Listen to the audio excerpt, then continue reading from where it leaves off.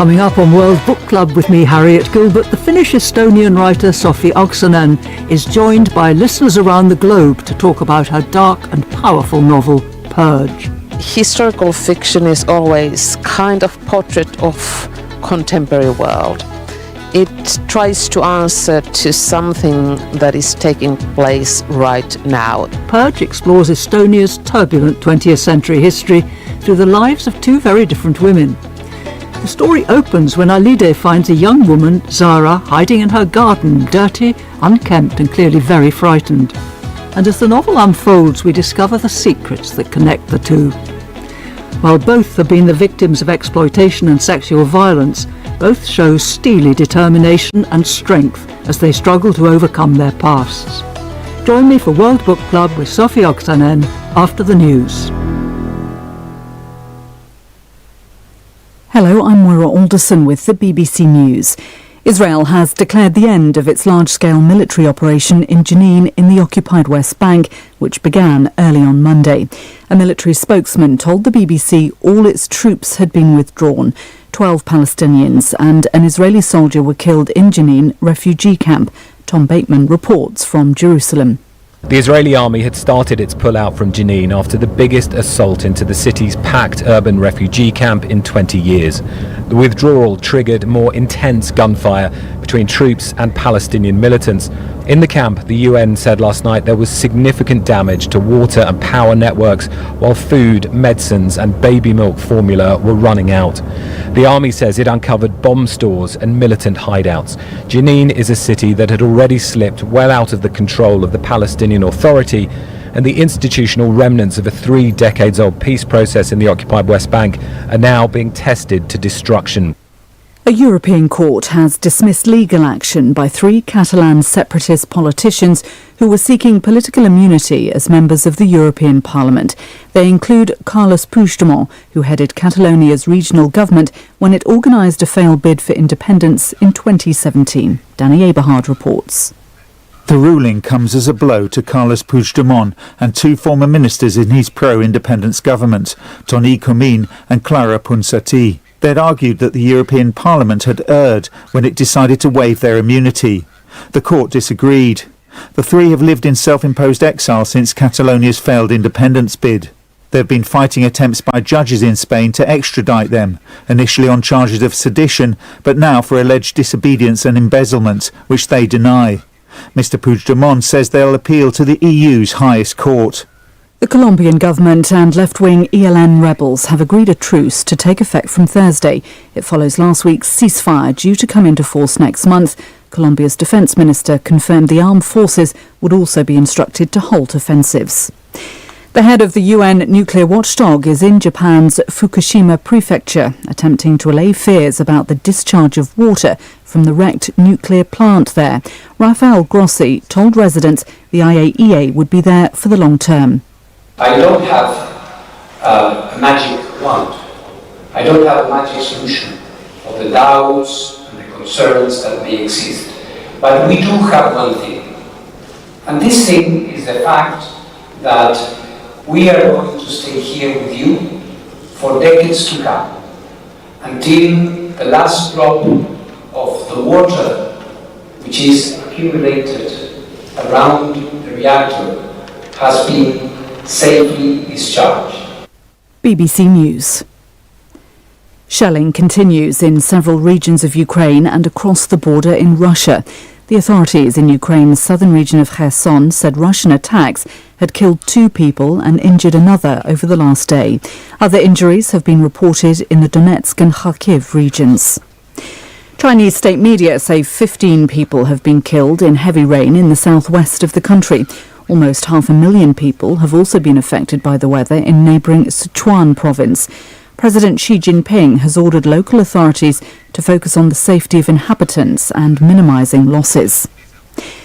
Britain is marking the 75th anniversary of its National Health Service. 1,500 health workers will join royalty and politicians for a service in Westminster Abbey in London. The NHS has provided generations with universal healthcare, largely free at the point of service. But leading health think tanks are warning it won't reach its centenary without long-term reforms. Its chief executive in England is Amanda Pritchard. It's really useful to take an international perspective on this because actually pretty much all health systems are under pressure. The NHS is actually continually expanding, continually not just doing more but actually doing different. So we have some huge challenges. I mean, no one is going to pull their punches on that. That's why we're doing so much now to try and make sure that we are tackling recovery. Inevitably, that's not an overnight thing. That's going to take many years. We've got to look to the long-term future. King Charles will be presented with the Honours of Scotland, the country's crown jewels, in a ceremony in Edinburgh later to mark his coronation. A procession of around 100 people will escort the Golden Crown, a new sword named after the late Queen Elizabeth, and a sceptre from Edinburgh Castle to St Giles Cathedral for the service. That's the latest world news from the BBC. Hello, this is the BBC World Service. I'm Harriet Gilbert. Welcome to World Book Club, where this month we've been reading a powerful novel about... The electrics don't actually work, but they continue, despite all of these pressures, they continue to see patients, and there are patients being treated this morning. So this is the backdrop against which the staff and the patients use the NHS. It needs money and it needs investment, and certainly with the summer strikes, which are looming just a few weeks away with the doctors and the NHS, the doctors and consultants, there are problems around the workforce here and now which need solutions. And these are problems which have been affected because of the pandemic, because of an ageing population with complex health needs, but certainly there were problems which existed pre-pandemic. We can have a look at two graphs which show you in really stark terms the problems that were there pre-pandemic, despite the denials of the health secretary when he was speaking on Sky News. He was saying that these problems existed not because of spending cuts, but because of an ageing population and because of the pandemic. But you look back to 2010 on GP referrals for cancer, and you'll see this line, this thick blue line, which goes across from left to right on our screens. It's below 1 million in 2010, and then it continues to rise up until 2020, when it's over 2 million. And the line to watch there is that pink reddish line at the top of the crest, and those are patients who've been waiting longer than 2 weeks, and you can see it just continues to grow and takes up a bigger share of that graph. And if you have a look at the next graph, which is about elective care waiting lists, again, you can see the line going from left to right on our screens to where it is now, which is the 7.4 million, a record waiting list. But before we got to 2022, it was there, climbing all the way up from January 2010 all the way up to January 2020. And you can see the impact that austerity, spending cuts have had on patient treatment, patient care. There's a strong correlation. You have to invest in the NHS. It's not free, although it's free for the patients who use it, but it costs money. And there have been at least 2 spending squeezes on the NHS budgets because of austerity, and those have a direct impact on the service that the NHS can offer. And we can see the impact it's had on waiting lists, and almost by any metric, it is going up in hospital waits, trolley times, the number of beds that are available. All of these have had a direct impact because of austerity and the lack of spending in the NHS. Archie, thank you. Against that backdrop, it is hard to see a full-on celebration of this incredible milestone for the NHS at the Royal Berkshire Hospital and here at West Middlesex. It's very much business as usual. The NHS treating over 1 million people a day in England. Let's go to Becky Cotterill. She's outside Westminster Abbey where that service will be taking place later on this morning to mark the 75th anniversary. And Becky, there are so many challenges in the NHS. You know, I'm here on an operating ward where, you know, patients are being treated around me, but there today, they'll be reflecting on what has been achieved over these 75 years. I mean, you know, the NHS, free at the point of delivery, it's seen everything from Britain's first heart transplant to the birth of the world's first IVF baby. So important to mark those kind of milestones today. Yeah, the feeling here is that this is a celebration, a lot of smartly dressed people turning up here today. This is a formal event to mark what is an amazing span that the health service has had, and there will be royals, politicians and most importantly NHS workers. There will be some names that people will be familiar with. The Duke and Duchess of Edinburgh are expected here today, the Health Secretary, Steve Barclay, but then there will be names people will not have heard of, but people that are very important, including May Parsons, who was the first nurse to deliver a vaccine to a member of the public. She will be processing towards the high altar, carrying the George Cross that the late Queen awarded to the NHS. The George Cross is the highest award a civilian can receive for bravery. That award was given to the entire NHS for its work during the pandemic.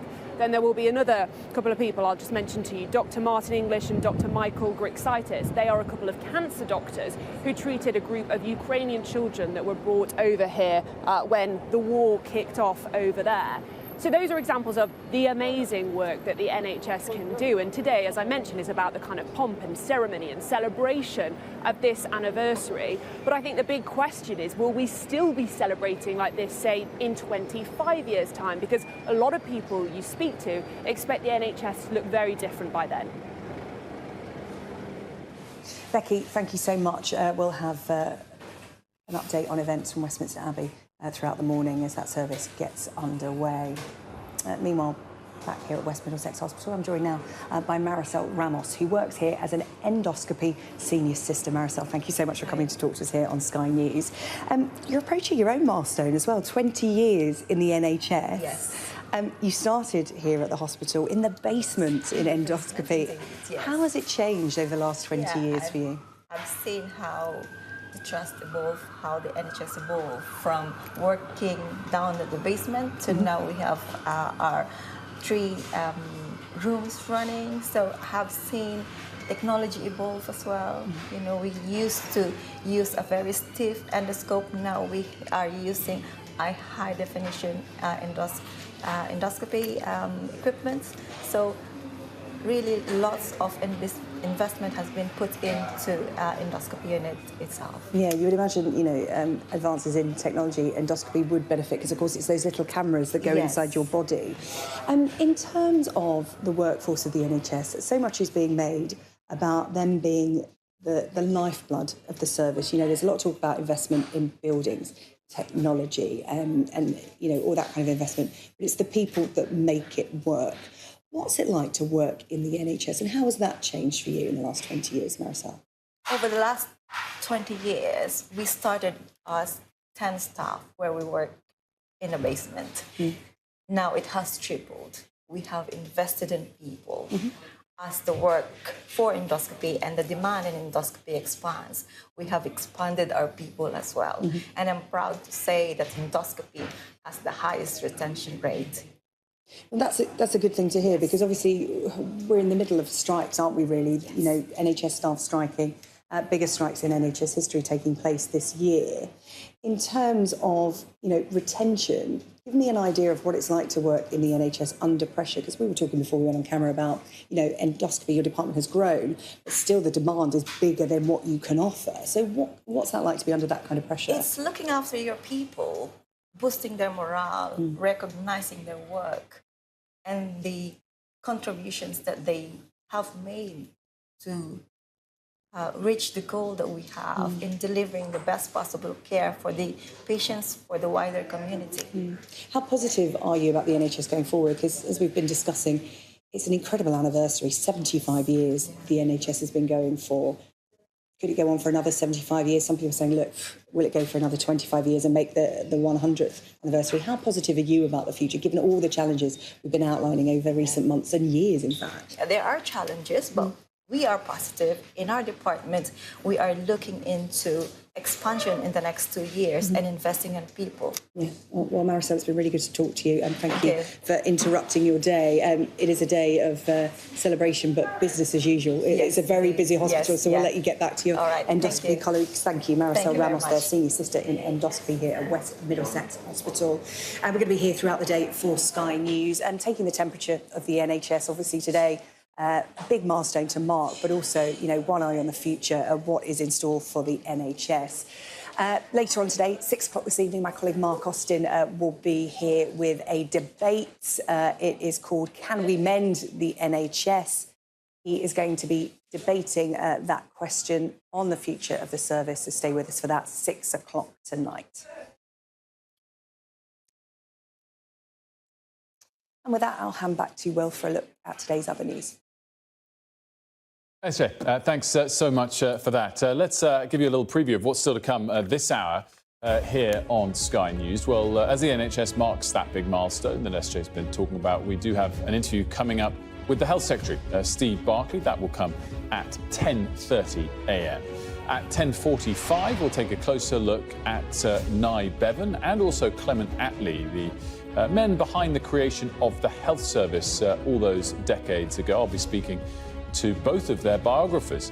And we've got details about the Captain Tom Foundation, set up in honour, of course, of the 100-year-old war veteran who raised millions for NHS charities, as it stops taking donations amid concerns about its finances. We'll speak to our correspondent about that.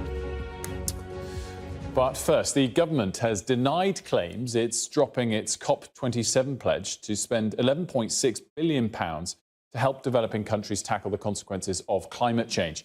The Guardian had reported ministers were drawing up plans to scrap its flagship commitment, citing a leaked note given to the Foreign Office. Well, Sky's climate change and energy correspondent Hannah Thomas-Peter joins me now. I mean, Hannah, two key parts to this. To what extent was this pledge the flagship or one of the main parts of the government's promises made during COP?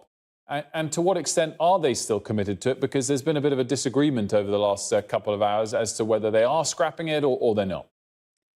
Yeah, I mean, to your first point, this was a absolutely critical pledge at a moment where vulnerable nations were saying we need much more from the rich nations who've done the most to cause this problem. And the UK was really seen as a leader.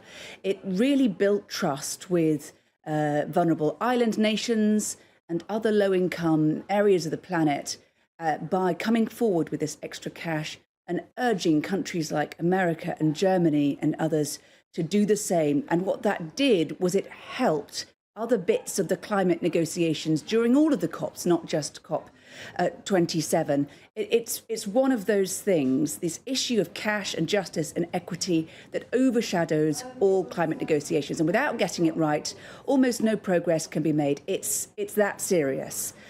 In terms of whether or not it's actually happened, well, as in whether or not the government is reneging on its promise to deliver £11.6 billion worth between 2021 and 2026, that bit is unclear.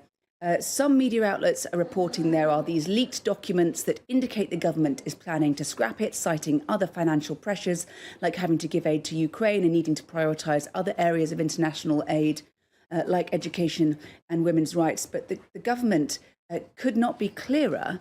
They have said that this is not true and that they are still committed to the 11.6 number. I wonder whether what's going to happen is perhaps they are still committed to the headline figure and they are thinking about stretching out the delivery of it over a longer time frame. But this whole idea of rowing back from 11.6 billion came about when Zach Goldsmith, former International Environment Minister, resigned last week. He accused the government of being apathetic towards the climate crisis, Rishi Sunak of being personally unmoved by the issue, and he said that this was in the works.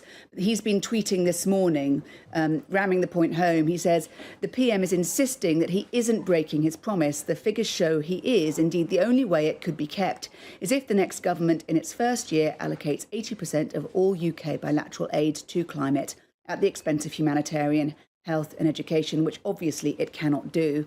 There will be some who welcome this, but they should consider the impact on the UK of breaking a promise that Commonwealth allies and countless others prize above all others. It will be seen as an act of betrayal on a profound level and will cause us irreparable reputational harm. There is now such confusion about what is going on with the story that I think it's likely we'll get some further clarification from the government in the coming hours. Anna, thanks so much. King Charles will be presented with Scotland's crown jewels during a service of Thanksgiving this afternoon. These celebrations will begin around lunchtime, including a procession along the Royal Mile and a flypast by the Red Arrows. Well, our royal correspondent Laura Bundock joins me now live from Edinburgh. And Laura, I guess two big questions: the extent to which the pomp and ceremony will match that of the coronation a couple of months ago, and the extent to which the support versus protest will be similar as well. Yes, well, let's make one thing clear. This is not a second coronation. This is one thing they're very keen to stress in Scotland. But it is Scotland's moment to mark the new monarch in Scotland's own unique way. So to that, you can expect the pageantry and the processions. And we'll have this People's Procession, which will be leaving from Edinburgh Castle. And then, of course, the Royal Procession, which will be starting here at the Palace of Holyrood House. Both of those processions making their way to St Giles Cathedral. We are expecting thousands to line the route. And of course, the last time significant numbers gathered here in Edinburgh for a big royal event was, of course, following the death of the late Queen. So there is this symmetry, this completion of the circle, if you like, from that time in September following her death, where there was a huge gathering, a sombre gathering, the mood one very much of reflection and remembrance to today, which is signifying the new king. And of course, part of the service will be the presentation of the honours of Scotland, the Scottish crown jewels. The king and queen have both been in Scotland all week, carrying out several engagements already, but it is a big moment. The Scottish regalia, the crown jewels, are the most ancient in the UK. They consist of a sword, a sceptre and a crown, and it was that crown that sat on top of the Queen's coffin as she was lying in rest at St Giles Cathedral. Those ancient regalia will now be presented to the new king, and it is an important moment for him because it is a moment where he is given the chance to show his connection with Scotland and also his commitment to Scotland as well. At the moment, Scotland has the least support for the monarchy out of all of the nations in the UK. And today I think there'll be lots of people coming out to enjoy the day. There'll be plenty who'll be staying at home pretty indifferent to it all. But there will also be protesters, and we're expecting two protests, one here outside the Scottish Parliament and another already gathering outside St Giles Cathedral as well. But without doubt, it is a significant day today for the King. Laura, thanks so much. You're watching Sky News Today. Still to come, fresh fears about Ukraine's Zaporizhzhia nuclear power plant as President Zelensky accuses Russia of laying possible explosives in the area. We'll be right back.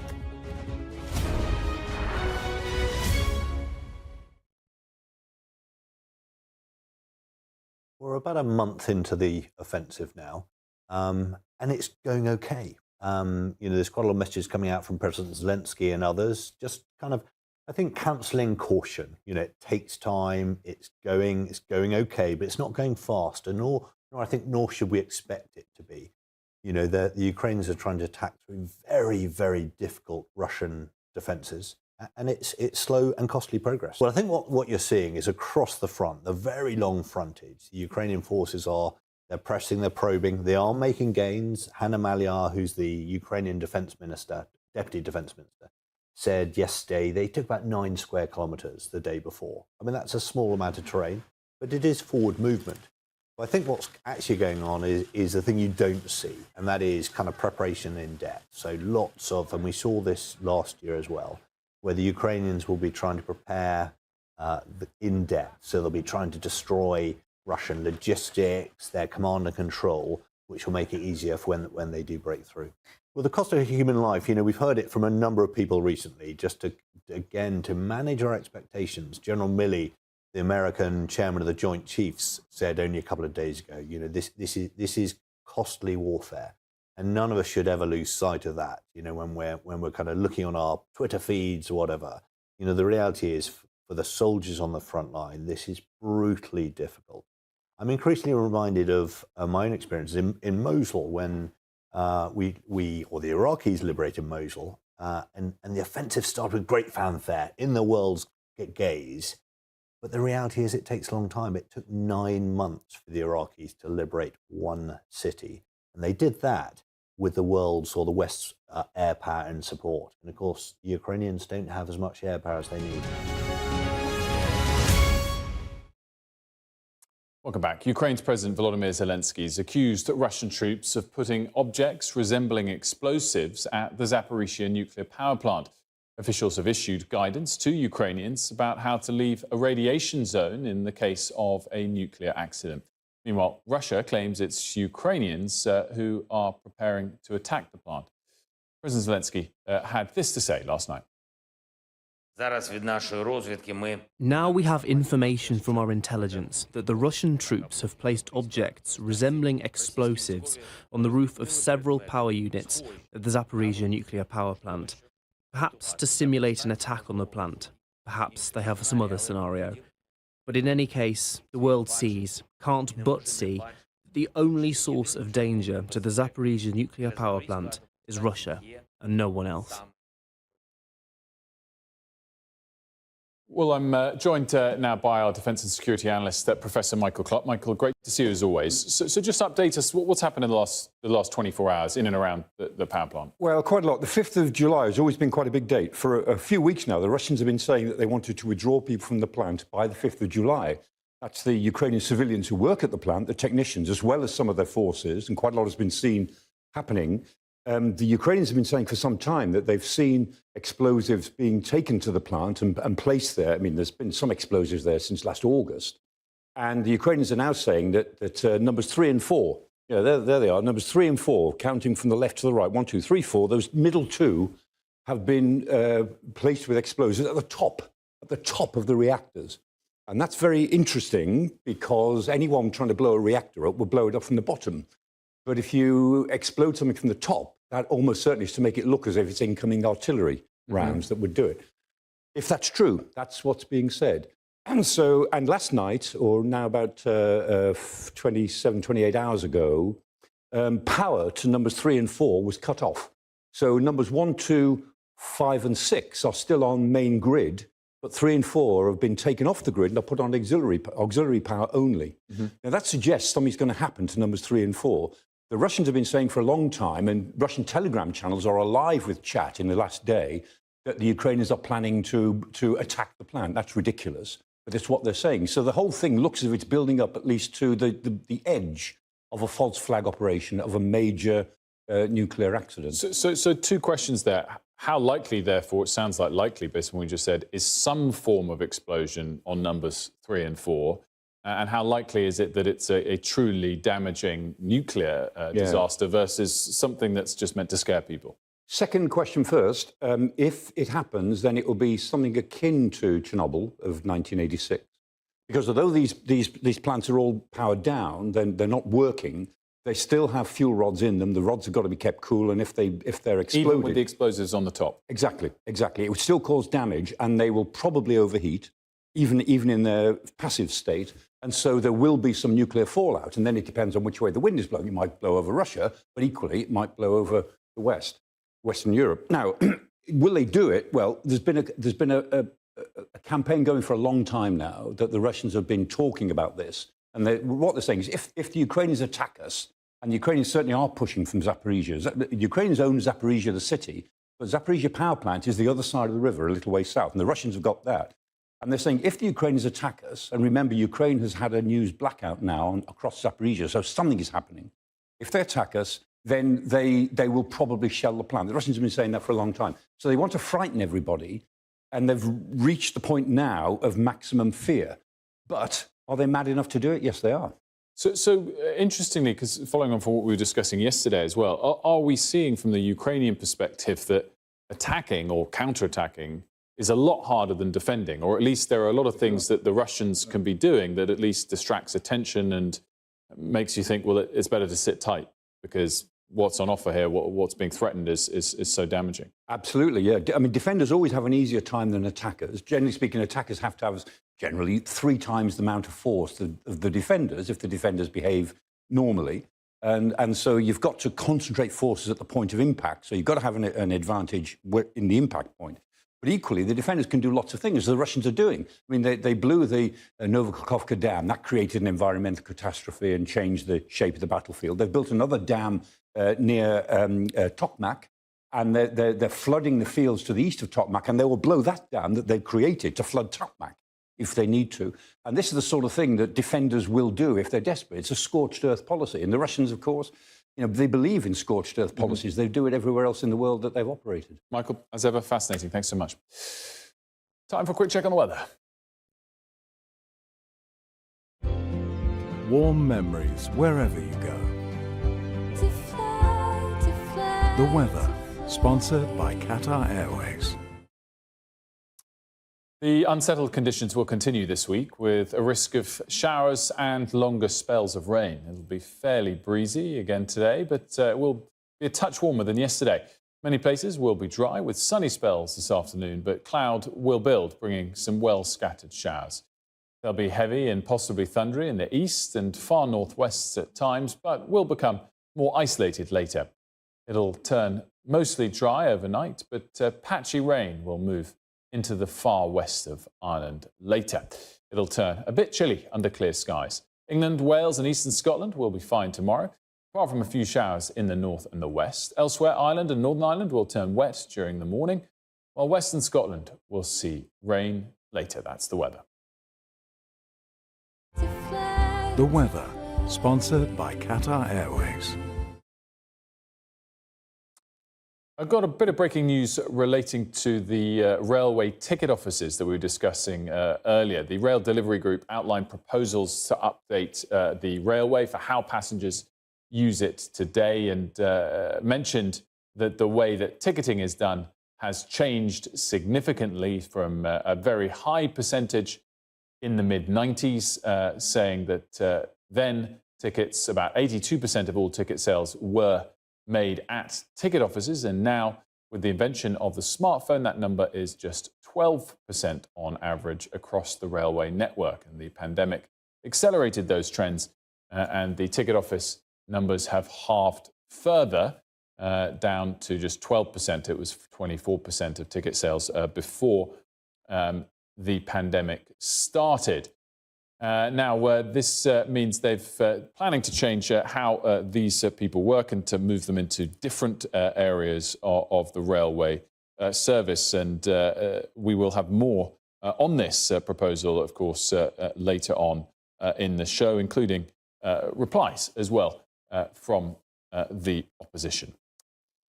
Still to come, we'll have a full interview with the Health Secretary, Steve Barclay. That's up next. Looking for a new way to stay refreshed and hydrated? Look no further than iRange Hydration Drink. iRange is perfect for any situation where you need a little pick-me-up. It's low in calories and has a delicious orange flavor that you will love. So don't wait any longer. Grab a can of iRange today and start enjoying the refreshing. Buy online at irange.co.uk.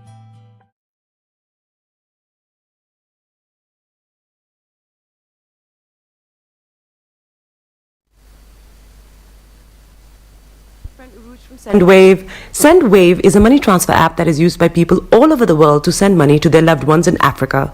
With SendWave, you can send money to Ghana, Nigeria, Kenya, Uganda, and Tanzania. And the best part is, SendWave is absolutely commission-free.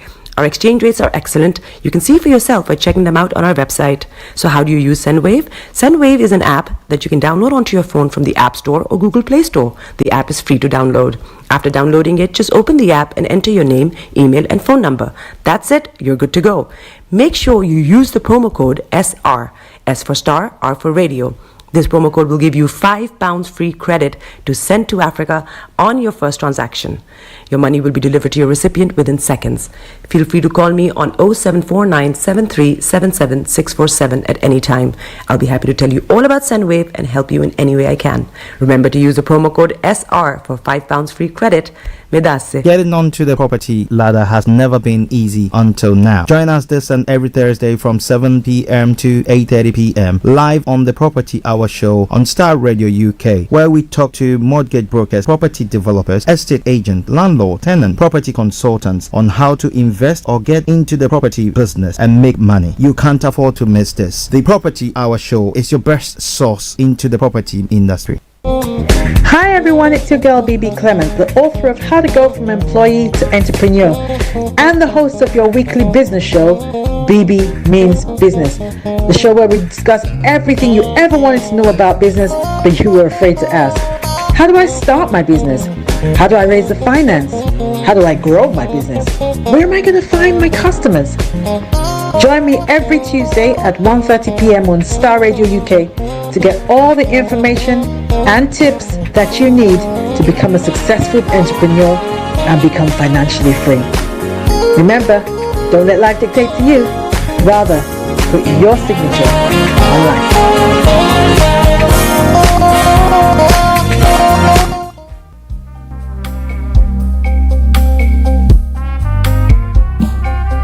Are you looking for the fastest, reliable, and trustworthy door-to-door shipment company? Well, look no further. When was the last time your family received a shipment back in Ghana on time and in time? You are not sure?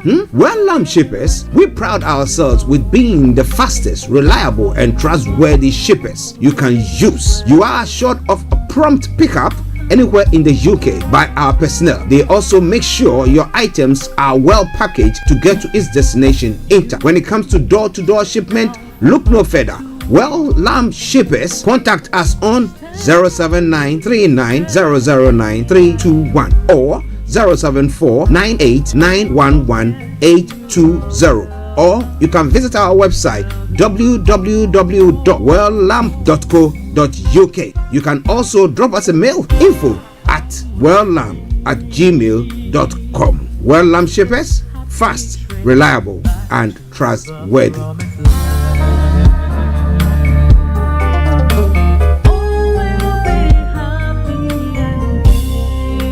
Hi there. Are you dreaming of owning your own house in Ghana? Then you will need a well-documented piece of land that is free from troubles. I highly recommend My Africa Property for any size of land that you will need. With My Africa Property, lands are available in Pram, Sopoli, Tohenia, Ogome, Dodova, Winneba, and many other locations at affordable prices. These locations are about an hour away from the airport, only 35 minutes from the motorway, 10 minutes drive from Central University College, 10 minutes drive to the beach, and close to Pram Senior High School and Ghana Men's Soccer Center of Excellence. For more details, visit our website www.myafricaproperty.com or call our UK office on 0208 123 2523. For our US and Canada offices, call us on +1 585 184 994145. You can also email us at ghana@myafricaproperty.com. Tune in to On Point here on Starr Radio UK with Empress Regina every Monday at 5 p.m. GMT. Looking forward to your company. Check me out. He tells me my energy is making him tired. Yes! How do you get the energy to do I've been told that I have a lot of energy, but my goodness, I think today I have met my match, people.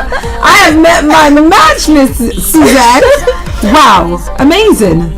One of the things that's the start of the darkness. The whole of darkness. So what did that myself and the world will adjust.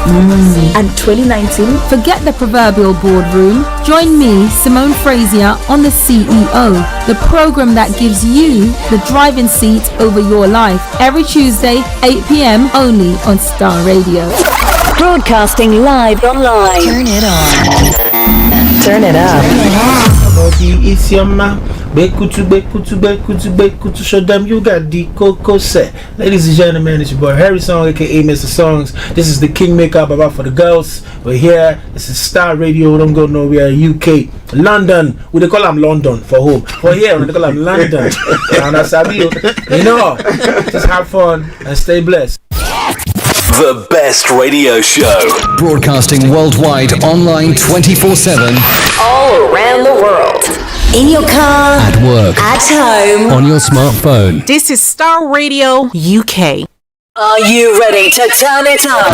10, 9, 8, 7, 6, 5, 4, 3, 2,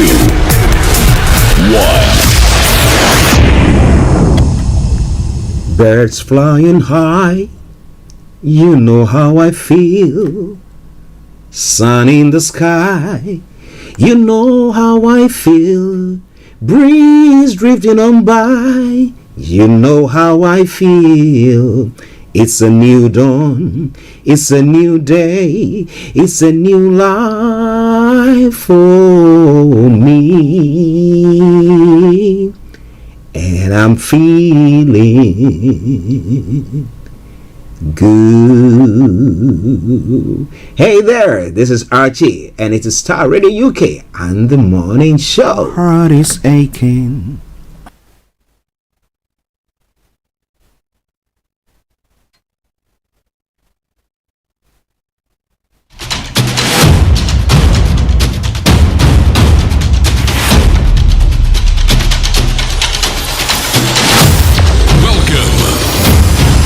This is Starr Radio. This is UK. Starr Radio UK. This is Starr Radio UK. Welcome.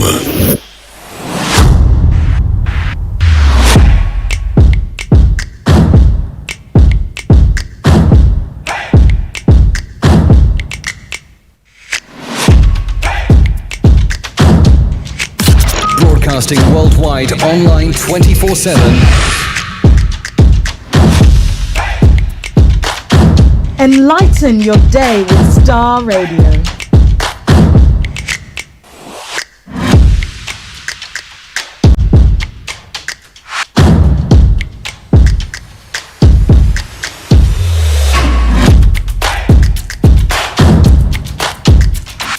Starr Radio.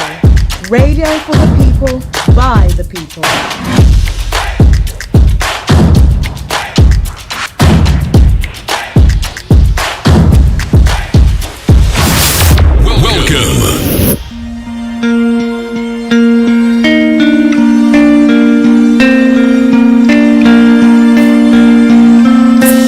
Love for you runs deep. All of you makes my heart beat. You make a doubt they fade. Jesus, and that's what makes you great. You hold the world in your hands, the hand that made me who I am. Same for now, yesterday, and forevermore. And that's what makes you great. You are God. You will never change. You remain the same till the end. Till the end. You are God. This is Starr Radio UK. Took away my shame. Lord, you reign. That's why I forever call you great. Great are you, Lord. Great are. Okay, let me say good morning, good afternoon, good evening, good dawn to you, wherever you might be on planet Earth. Great are you, Lord. Great are you. From Edith Morrison, and when you hear that tune, you know that Starr Radio UK morning show is on. Archie is here, and we're going to make sure that we bring you the best in everything that we're going to be doing today. But I'm saying good morning to my team this morning. Mr. Olayomi Koiki, my colleague in the North London studios. Mr. Francis Guy, my able producer, all working assiduously to make sure that everything ticks along nicely. Those of you who were watching us yesterday on Twitter, since I think Monday when it was all flickering, I think today we've got a stable transmission there for you. But we want to welcome you all to the greatest program in the whole wide world on the greatest platform, the Starr Radio UK Morning Show on the Starr Radio UK. And Also, let me say good morning to my bishop himself, Bishop Adeshina. Good morning to you, Pastor Mo. To the one and only Olakunle, good morning. Anthony Adedeji Aziz, good morning to you. Moyiwa, good morning. Sir Maxwell, how about Dick? Okay.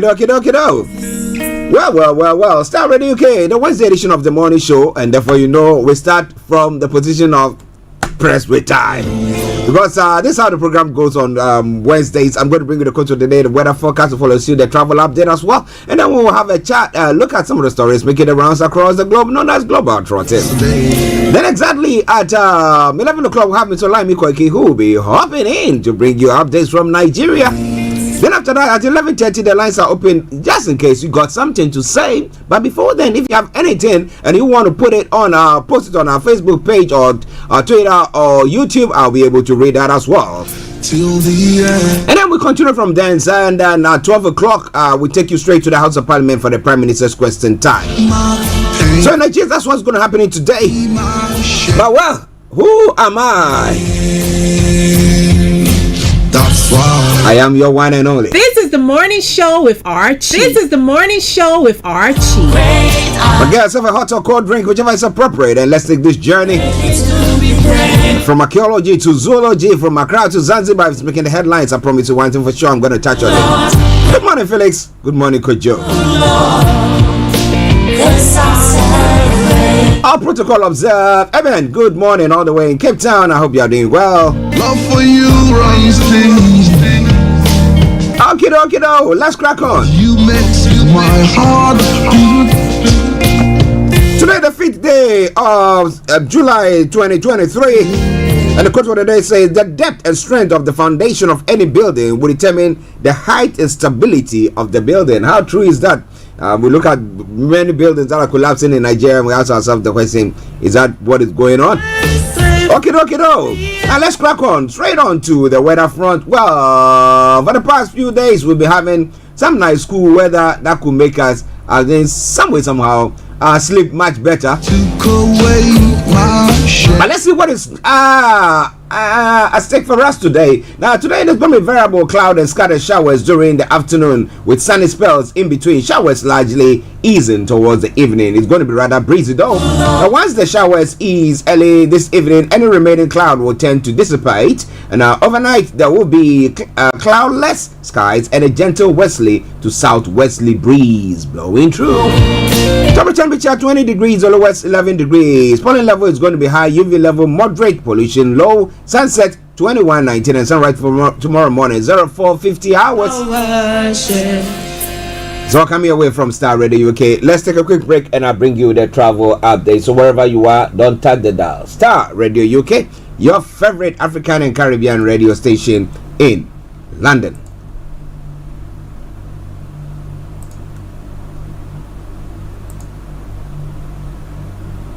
Looking for a new way to stay refreshed and hydrated?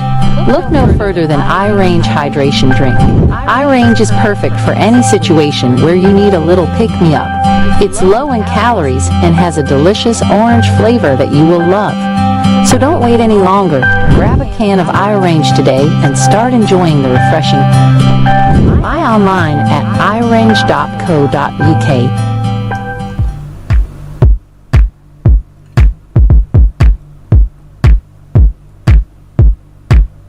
This is Starr Radio UK. Okay, so keep your eyes on the roads. I'll keep it updated. I promise I'm on the Starr Radio Travel Update. I can't show every weekday from 10:40. Yes, it's now 10:48. And what is happening on your travels? Well, I can tell you assuredly, well, there are a few incidents here and there, but if you are on the underground this morning, apart from the Elizabeth line that got severe delays between Whitechapel and Abbey Wood, and minor delays on the rest of the line due to a faulty train, all the other underground lines are running good service. The London Overground has got minor delays between Wilson Junction and Stratford due to an earlier fire alert at Stratford. Good service on the other London Overground routes though. ELR good service, London Rambling good service there. I'm moving on straight to the major roads in London, and that's what I've got for you. A3 North Circular A406 and South Circular A205 have all got serious delays. So if you can avoid it, do your best to do so. On the riverbank this morning, apart from the Woolwich Ferry that has got reduced service, all the others have got good service. But keep your eyes on the roads, as we keep you navigated, I promise, our bond. The riverbanks, my apologies, the London cable car is running a good service there as well. That brings us straight to the final segment of the travel update. That is the National Rail. On the National Rail this morning, Western Independent Express, Great Western Railway, Greater Anglia have all got special service. The Northern Rail has got minor delays. That aside, all the others running good service there. And I will say it as I do. Good morning, good afternoon, good evening, good dawn to you, wherever you might be on planet Earth. Enjoy your commute for today. But you know what? Continue to keep those eyes on the road. Looking for a new way to stay refreshed and hydrated? Look no further than iRange Hydration Drink. iRange is perfect for any situation where you need a little pick-me-up. It's low in calories and has a delicious orange flavor that you will love. So don't wait any longer. Grab a can of iRange today and start enjoying the refreshing. Buy online at irange.co.uk.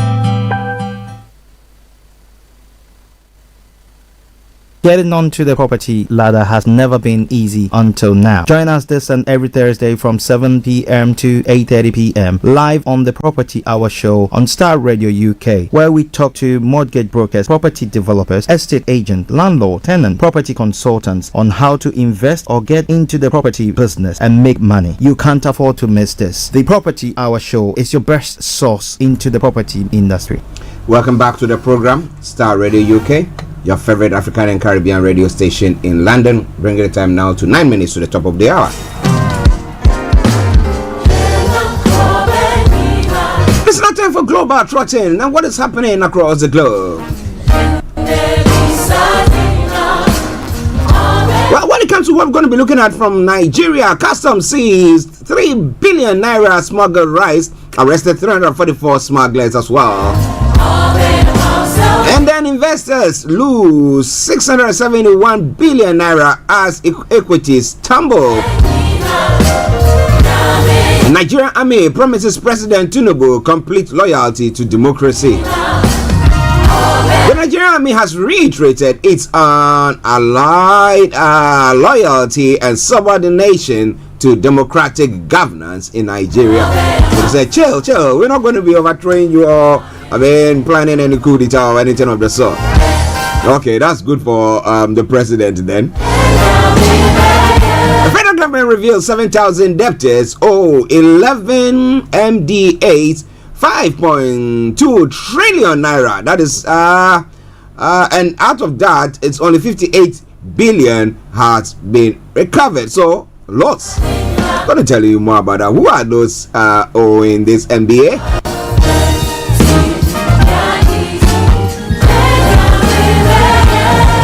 Jumako says the demand for self-determination is not personal. It's a demand on the Nigerian state, not against its president. We're talking more about that. Well, we say it all the time. If you feel marginalized, what do? Do you say that, okay, let's stay there, ha ha ha, everything is fine? People will tell you, my brother, my sister, it is not fine. But if it's not fine, what can they do about it? Lots more going to be coming your way from the Starr Radio UK, your favorite African and Caribbean radio station in London. Okay, in other parts of Africa as well, South Sudan president promises first election since independence. I appreciate the support for my presidential candidacy in 2024, Mr. Kerr told members of his SPLM party, referring to a historic event. They got to be there, they don't want to go away. Tunisians stabbed to death in clash with African migrants. And relief in Senegal and beyond after Starr averts election crisis with his announcement that he's not going to be part of that election. Well, Starr Radio UK, your favorite African and Caribbean radio station in London. Atrocities committed by all sides in troubled Cameroon, Amnesty is saying the new investigation sheds light on militias in the northwest region that are drawn from the Mboro Mbororo community, and Fulani headers with a long conflict that has been going on there. And of course, the authorities. There's more as well. I'm going to bring you more about that. In the Sudan crisis as well, an army plane has been shot down during clashes. To what end? To what end? To what end?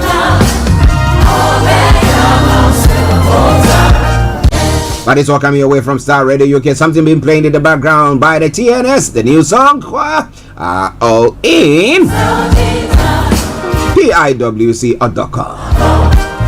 NPP presidential race, Kennedy Japan, Kwame J Japan, and Boache Japan are going to be vetted. But they have been vetted. Well, I think everybody is qualifying.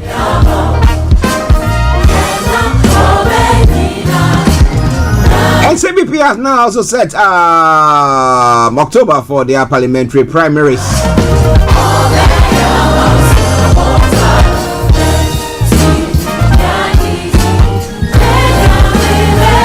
And don't cripple the parliament by attending Judge Kwesi's daily court trial as a cautions minority. The Executive Director of the African Center for Parliamentary Affairs has urged the minority caucus to rethink its decision not to participate in parliamentary business any day the Asen North MP James Jachikwesi is to appear in court. Well, what should they do? They are giving their undaunted support. Okay, so they have to be there.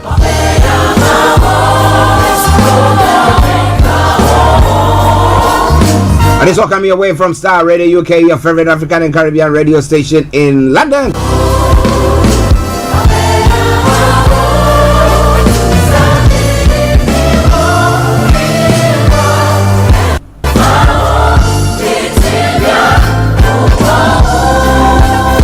Well, one of MPP communicators has gone on to say that, you know what, the Domahene is an NDC propagandist. Now, if you don't speak for me, then that means that you're against me. That's what seems to be happening there. But you know what? Lots more going to be coming away from there, so stay tuned. Don't touch the dial. Now, in other parts of the world as well.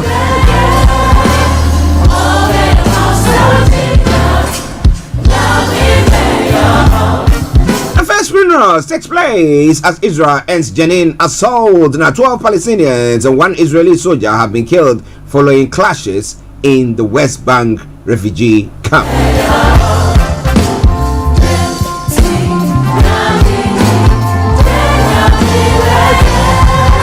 And 50 bodies unclaimed weeks after Indian rail crash. At least 52 bodies remain unclaimed a month after India's deadliest train accident this century. And Colombia's last active guerrilla group agrees true.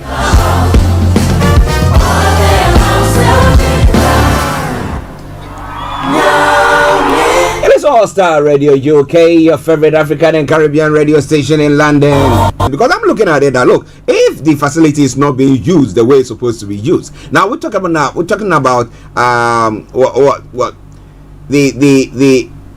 onset. I mean, before COVID, we didn't have issues where most meetings were being done online and people were working from home and all that, but now that is something that has come to stay. So we have that hybrid system. Okay, now they're looking at it and saying that look, people are not patronizing that particular facility that we are putting across, or service that we are putting across, and therefore let's bring it down, let's cut it down. I bet they should have done some lot of which word should I use, a research there to make sure that particular areas where there seem to be less patronage of that service are the ones that are going to be taken away. But I don't know.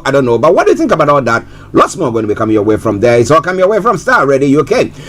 Fiona Phillips reveals she has Alzheimer's at 62. Some of the stories making the rounds there as well. And customers will not pay more if Thames Water fails. The boss of regulator of what says customers will not face higher bills due to Thames going bust. Would they?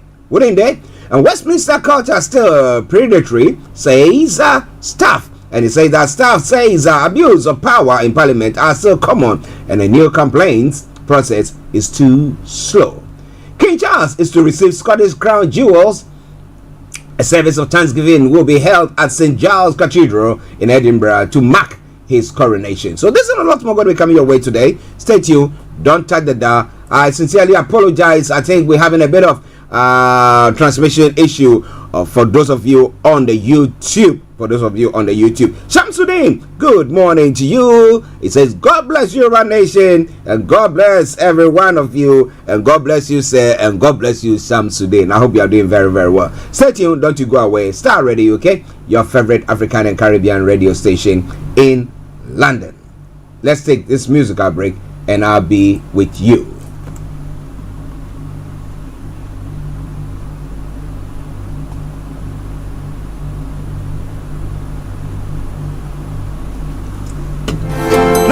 Name Jesus.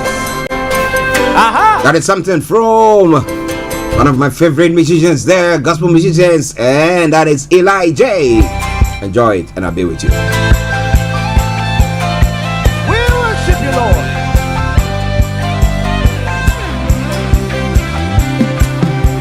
With open hands, we say, we lift our voices and say, Hallowed be. Whatever comes our way, we lift our voices and say, Hallowed be. Sing it all around the world. Oh Lord, the one who is to come. We lift our voices and say, Hallowed be your name. This is Starr Radio UK.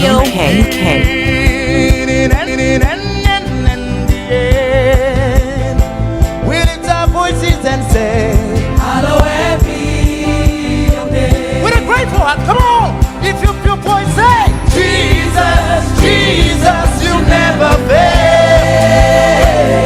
You never fail. You are just the same. The same. Yesterday, today. Take a look at me, the one you say. Oh Lord, hallowed be your name. Lift up your voices and say, Jesus, Jesus, you never fail. You will never fail. You are just the same. The same. Yesterday, today.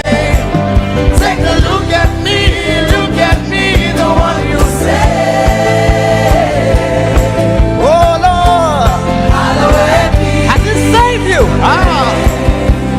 Put your hands together, come on.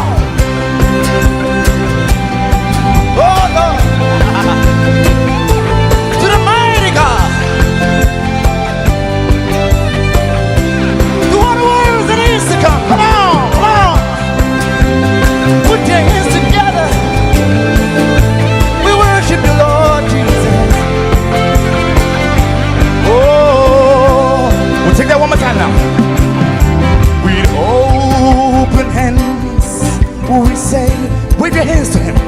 We lift our voices and say, Hallowed be your name.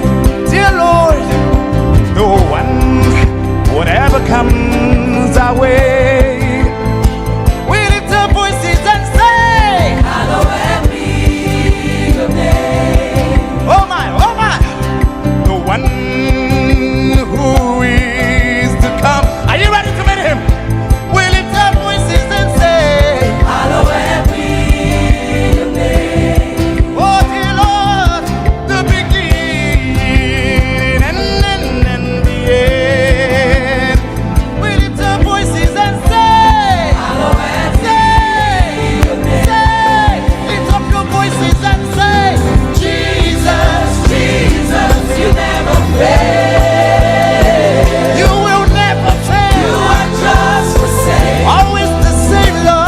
This is Starr Radio UK. This is Starr Radio UK. Be the one you say. I know you have testimonies. Oh Lord, hallowed be. Sing to the great Almighty God. Lift up your voices and say, Jesus, Jesus, you never fail.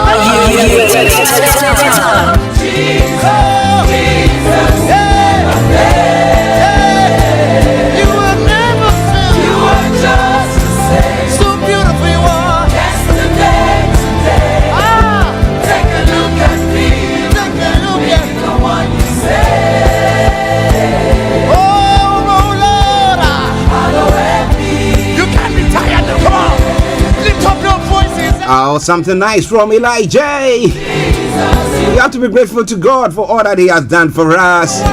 The fact that you slept and you are awake wasn't by chance. It was just by the grace of God. You went to the marketplace, you drove home, and in the night, as we pray here, that may Nigeria not happen to you. It didn't happen to you. It's not because you are that good or very, very perfect, or you are able to put things together.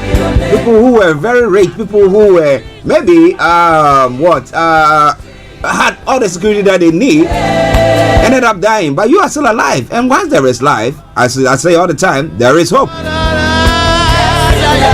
But you cannot live in the world without knowing what is happening from across the globe or what is happening around you. And that's why Star Radio UK brings you this program each weekday. And it is now time for us to introduce the one and only, the White Lion himself, Mr. Olayomi Koiki, in our North London studios. And Yomi, let me say good morning.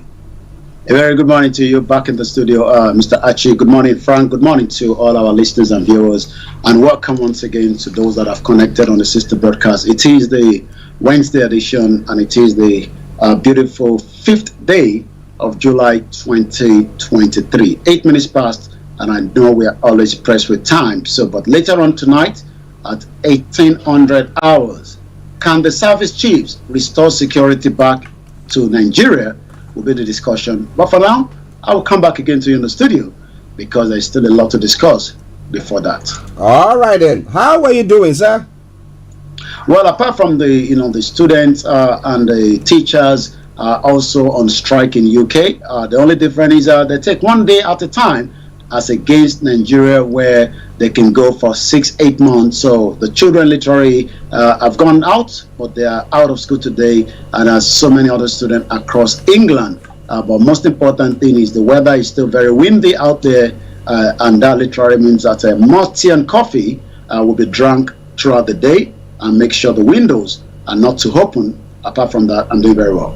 Okay, yes. Now, behind Yomi, you can see the some pictures of some of the service chiefs who have, the military, who are giving the reassurance to the president that, look, you know what, we have, actually submitted, or we are submitted to democracy, and therefore we are reassuring you that there's not going to be anything at all. But I ask myself the question: there are most countries where people who actually organized coup d'etats were not in the high ranks. They were those in the lower ranks who did that. They think that, well, these big people, they are enjoying themselves. The lower ranks thought, no, we cannot stand up for that, and then decide to embark on things like that. So the assurance that this military has given to the president, how far does it go, and how credible would that be, Yomi? Well, you're quite right. Loyalty is one of the key aspects of democracy, especially when you have had years of military rule, like a country like Nigeria. The whole structure of Nigeria, was destroyed by the military after the independence of 1960, and for more than 3 decades we were struggling to get it back right. But now, 2 decades down the line, because there hasn't been any interference since 1999. 1999, the same president, kickstart his career back again after being in exile in London. After the late Sani Abacha attempted to kill him, he spent most of the time here in UK. And even at some point, he did also say that he never believed in Nigeria. Maybe then he was fighting for something that thought, believing in Nigeria was the wrong word. So at this time, Bola Tinubu has now believed in Nigeria, and the reason why he believes in Nigeria is because he is now the current president of the Federal Republic of Nigeria. So when we now look at the message coming out from the military this morning, the loyalty is what they are promising President Bola Ahmed Tinubu, the 16th president of the Federal Republic of Nigeria. Nigerian Army promises President Tinubu a complete loyalty to democracy. Our response to your kind gesture is our unalloyed loyalty, subordination to democratic governance. The Nigerian Army has reiterated that they will give Bola Tinubu their full loyalty. Interesting. Interesting. Now, as I did say earlier on, now there are those in the lower ranks, okay, who at times look at things that are going on, because these big people, they are up there and they are smelling all the nice things that goes on, because the president knows that I need to treat these people good. But those underneath, are they feeling that they belong, or do they feel that they are being marginalized and their bosses are saying, hey, stand up, hey, sit down, hey, all those stuff? Are they being taken care of? That's a question that I'm going to I will come to Yomi for answer. But Pastor Mo, good morning to you. He says, may Nigeria not happen to us okay,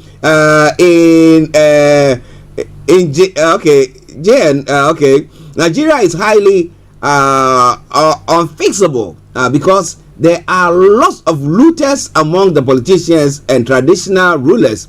Like goes further to say, they think less about the common people, and that is true. And like this situation I was talking about, the military chiefs or the bosses, the generals, and all those the high-ranking officers saying that, you know what, we'll give you the support, we are okay, because they know they are getting lots of money into their wallets or being treated the way they're supposed to. But what about the younger people or the junior ranks? Yomi.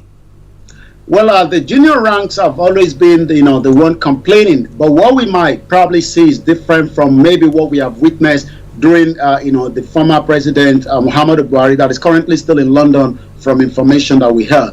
I remember that it's all about, the lead or the leader of any of the organization or the military architect, whether it's the Navy, the Air Force, making sure that, whatever the budget that is given to them, to take care of the low ranking, from making sure they have, the good welfare package, they are well kitted, their families, because, the beauty of working in a military as a, for your country is to make sure that you can enjoy the benefit. You look at American soldiers, you look at the UK, the European soldiers, the military, they seems to be given the package, and that literally means that people want to be part of that system. I remember that, as a police as well in Nigeria, you are given, a lot of, free housing, but most of the houses are now dilapidated. Not that money has not been allocated to such, but again, somebody somewhere have run away with the figure, and that literally means that, those underneath are feeling the brunt. Will they be able to unseat the government, especially the junior ones? I think I was looking at a video on the Instagram yesterday where I think it's Guinea, the president, there was a coup d'etat, and he was in his agbada, but you can see the amount of security. I think maybe that was during the Eid. He was being protected fully while he was walking on the street. We know that was a coup d'etat, but whether we can have a coup d'etat, remember I told you a few days ago that it seemed that the previous military generals have been given a package that might probably keep them away from interference. The question then is, will the new chief of staff make sure that the package for the younger ones are well taken care of? Well, would that be? Or would they feel that, look, these people are enjoying, we are not, and what? Pastor Mo, hey, thank you very much. JN, may Nigeria not happen to us, in Jesus' name. Yes, I got it. Yes, did I? Good. All right then. Thank you very much to every one of you who are on the various platforms listening to us. We salute you, because I say it all the time. Without you, there will be no point sitting here to look at anything. All right then. Now let's move on to some other stories, because as we say, we are pressed with time already. Now, the Nigerian Customs has seized 3 billion smuggled rice and arrested 344 smugglers. Now, where did it come from? I'm sure it will be coming from Benin side of the border, and therefore, Yomi.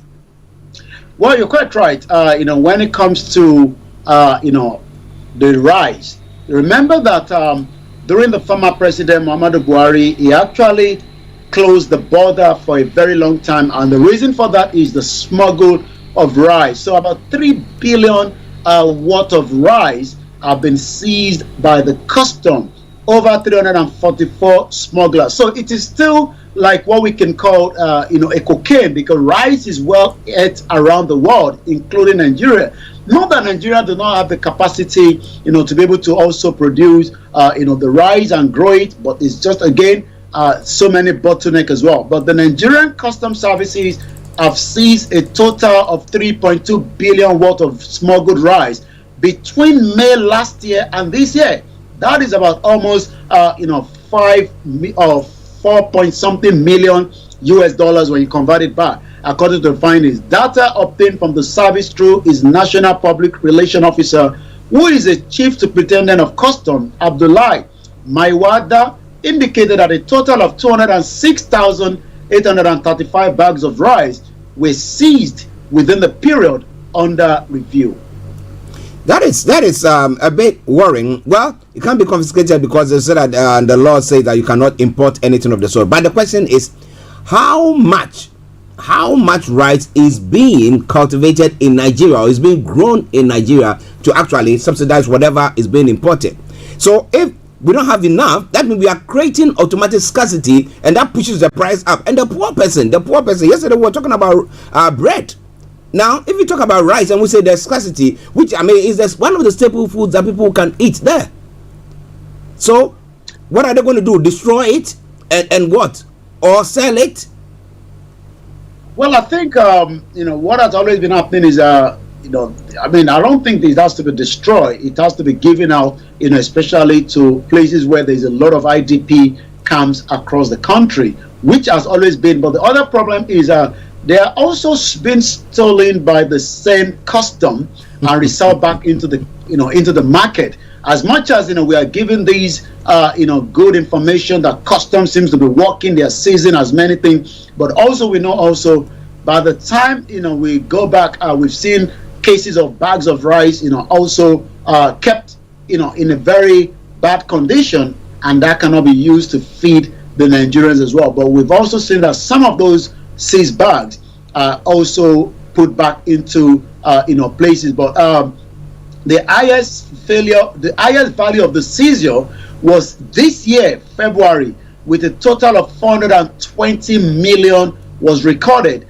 which comprised about 172 seizure of 12,239 bags of rice as well. Some are currently undergoing training and will be coming into the next few months. Custom must be proactive, says Afan, the president of All Farmers Association of Nigeria. Kabi Ibrahim says the Nigerian Customs Services must be proactive in manning the Nigerian borders, stressing that the activities of the rice smugglers have been affecting local production as well. Okay, listeners, it is Star Radio UK. It is your favorite African and Caribbean radio station in London on the Wednesday edition of the morning show, and you know that we are already pressed with time. But let me touch on one other story and then I'll go straight to Yomi. What is the MDA? And the fact that they are talking about 7,000 debtors owing the MDA, 11 MDAs, 5.2 trillion naira. And out of that, we know that when you owe, then they have to pay. Only 58 billion has been recovered. So where is the rest of the money? Who is those monies with? Is it that some party faithfuls and people? What exactly? Where is it?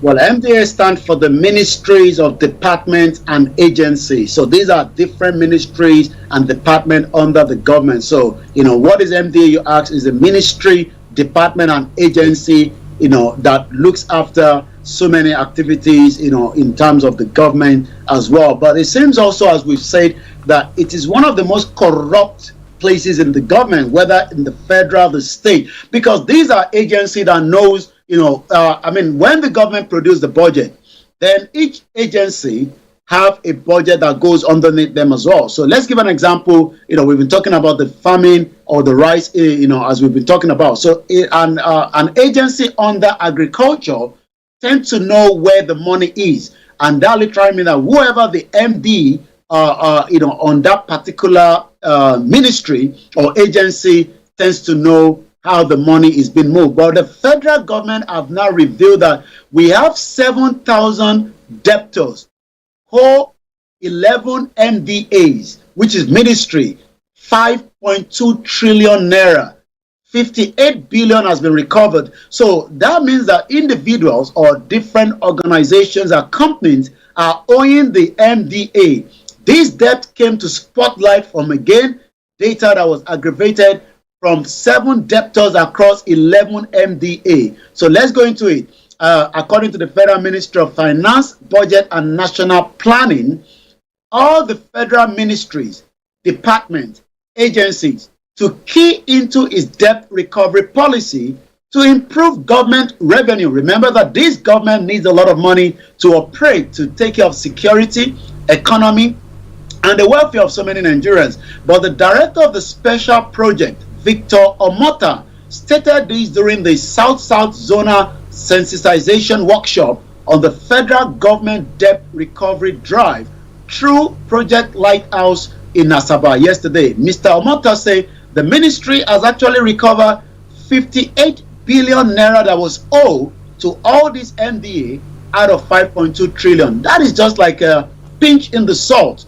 Or what you can take about whether they'll be able to recover the 5.2 trillion. Imagine if this 5.2 trillion was used in the first place for the proper project.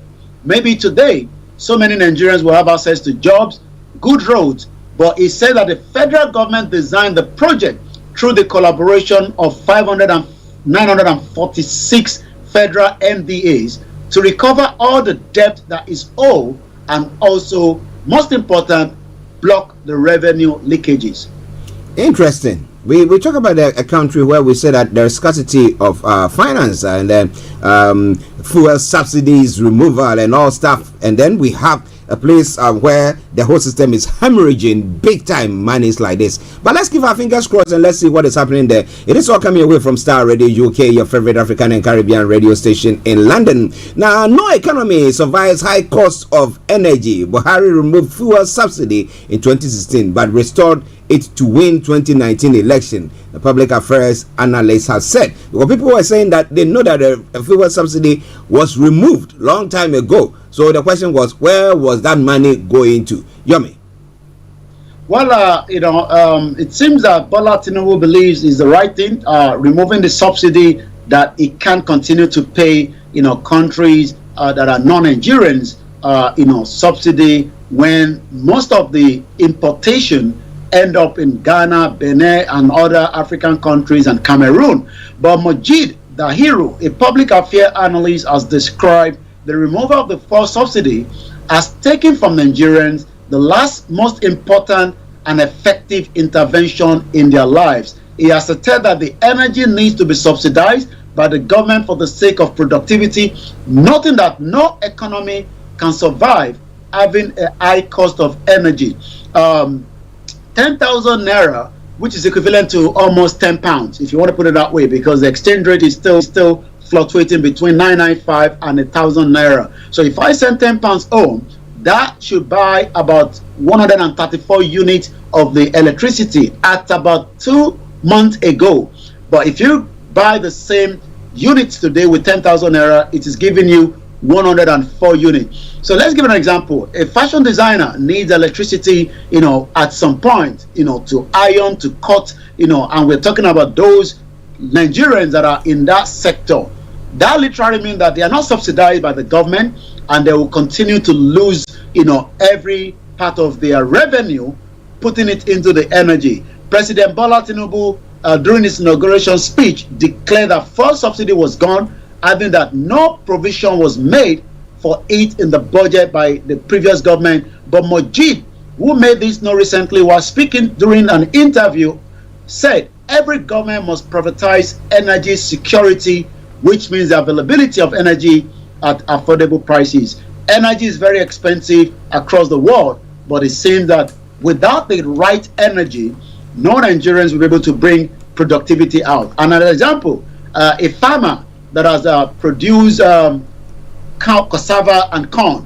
You can turn the corn into so many things, from different other products, but you need the electricity to be able to do so and the right, skills as well. Garba Shehu, the former spokesperson of the ex-president Muhammadu Buhari, made it known that if Buhari has put all the effort to remove it, APC will have lost, and that is why they refuse to do so. And today, Bola Tinubu will have to deal with that, even though he's saving to the tune of 400 billion naira at the first month of the removal of the subsidy.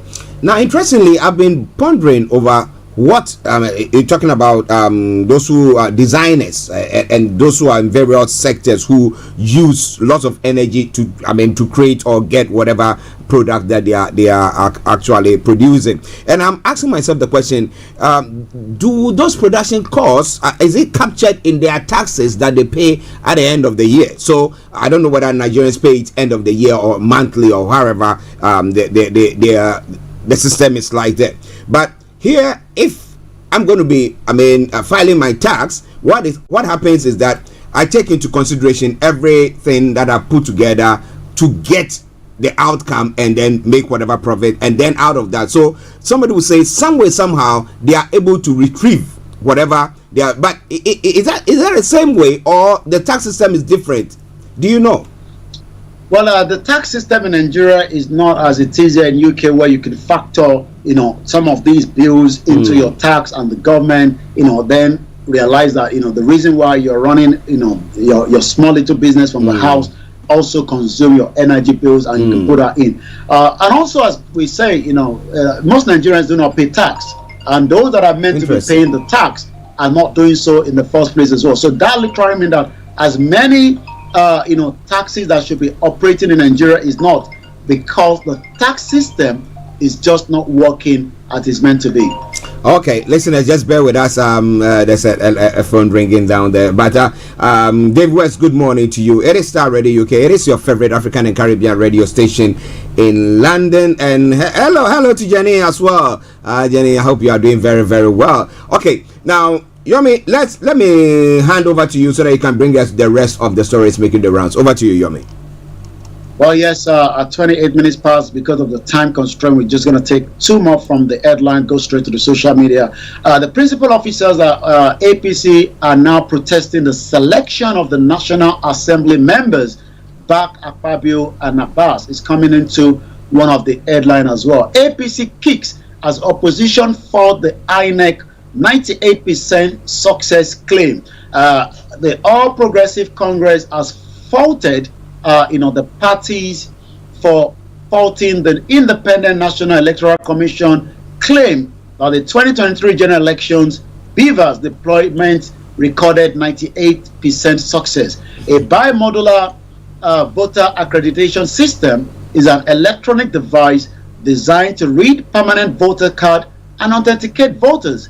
Commenting on the opposition parties, the APC noted that the INEC chairman, Mahmoud Yakubu, deserves some commendation for overseeing a peaceful electoral process. The INEC chairman, Professor Mahmoud Yakubu, had said the contrasting view about the result of the elections were fair reflection of a complex multi-party democracy. So that is coming again, from the headline, as the APC kicks as opposition are faulting. So it seems that the opposition is not happy, while APC definitely believe that the right thing has been done.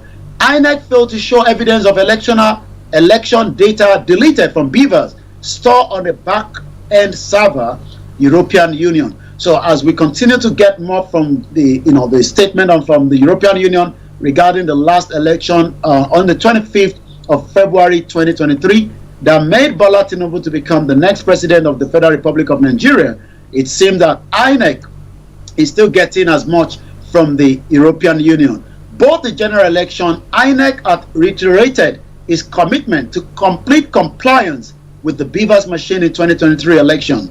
The European Union Election Observer Mission, in its latest report on the outcome of the 2023 general election in Nigeria, has highlighted the controversies surrounding the deletion of election data from the bimodular voter accreditation system between February 2023 presidential election and the March 2023 governorship election. In its final report, Election Observer Mission Nigeria 2023, the EU stated that INEC failed to indicate what data was erased from the Beavers and what was stored on the back-end server. But also, as usual, it seems that there is a response again from what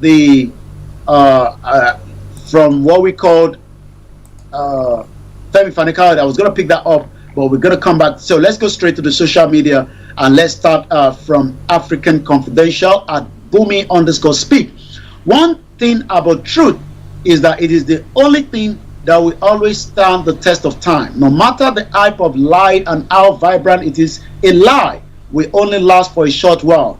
The brain-dead followers of Dele, La, Dupe, Oniro, Onidaru, Onijibiti, Onidoti, Onitiri are gradually finding out the hard way. Bunch of mentally incapacitated idiots who live to regret allowing themselves be used by a deranged individual psychopath and a complete nonentity and a cancer to disrupt a movement meant for a total liberation of their own people and race. The gods of our Yoruba land will never forgive every single one of you. Nothing anyone can tell me Nigeria has completely damaged Nigerians to the point where they are most in need of a brain therapy. That is coming from African Confidential.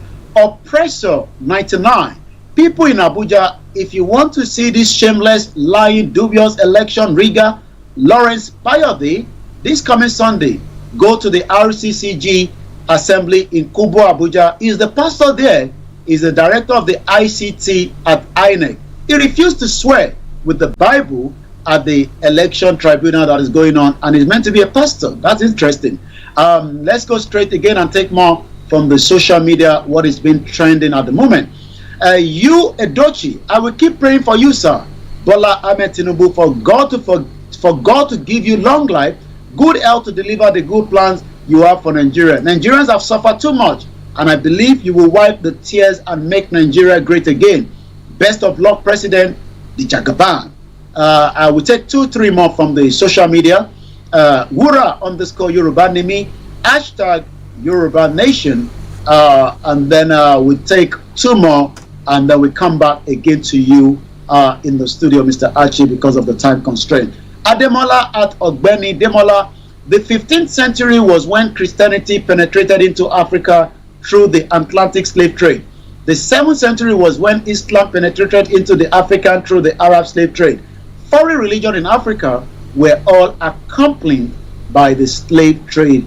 And the last one, from those that is trending this morning, Enugu is trending, Tambuwa is trending, the EU is actually trending with about 222,000 tweets, and I'm sure it's got to do with the report that is coming out this morning as well. Nnamdi Kanu, as usual, is trending at exactly 18,000 tweets, and I've been picking what the legal team was saying this morning, referencing back again to the former president Muhammadu Buhari and the current one, and this is coming from Aloy Ijimako, the legal team of Nnamdi Kanu, and this is what he had to say this morning when it comes to the right to self-determination.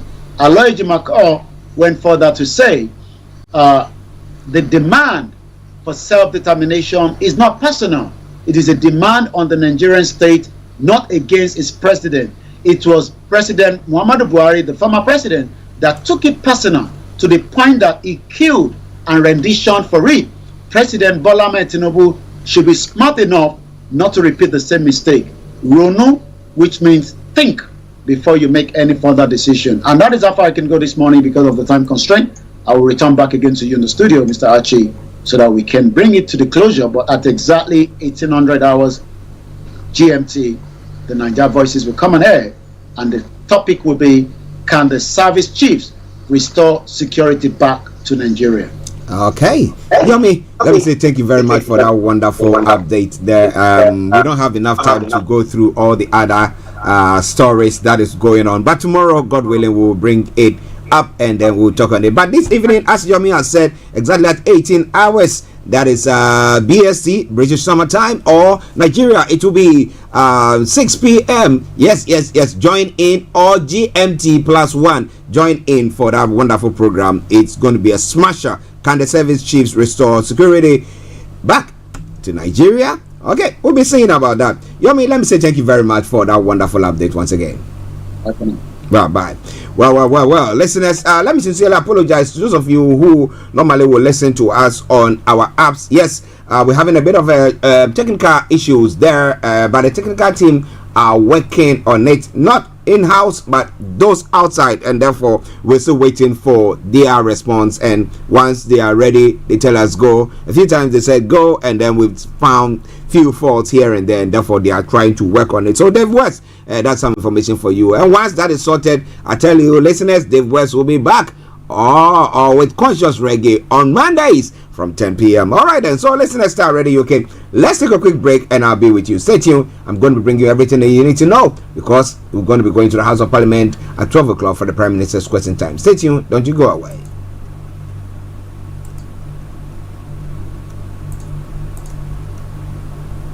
Looking for a new way to stay refreshed and hydrated?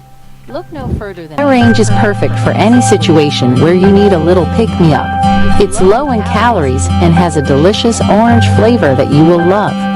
So don't wait any longer. Grab a can of iRange today and start enjoying the refreshing.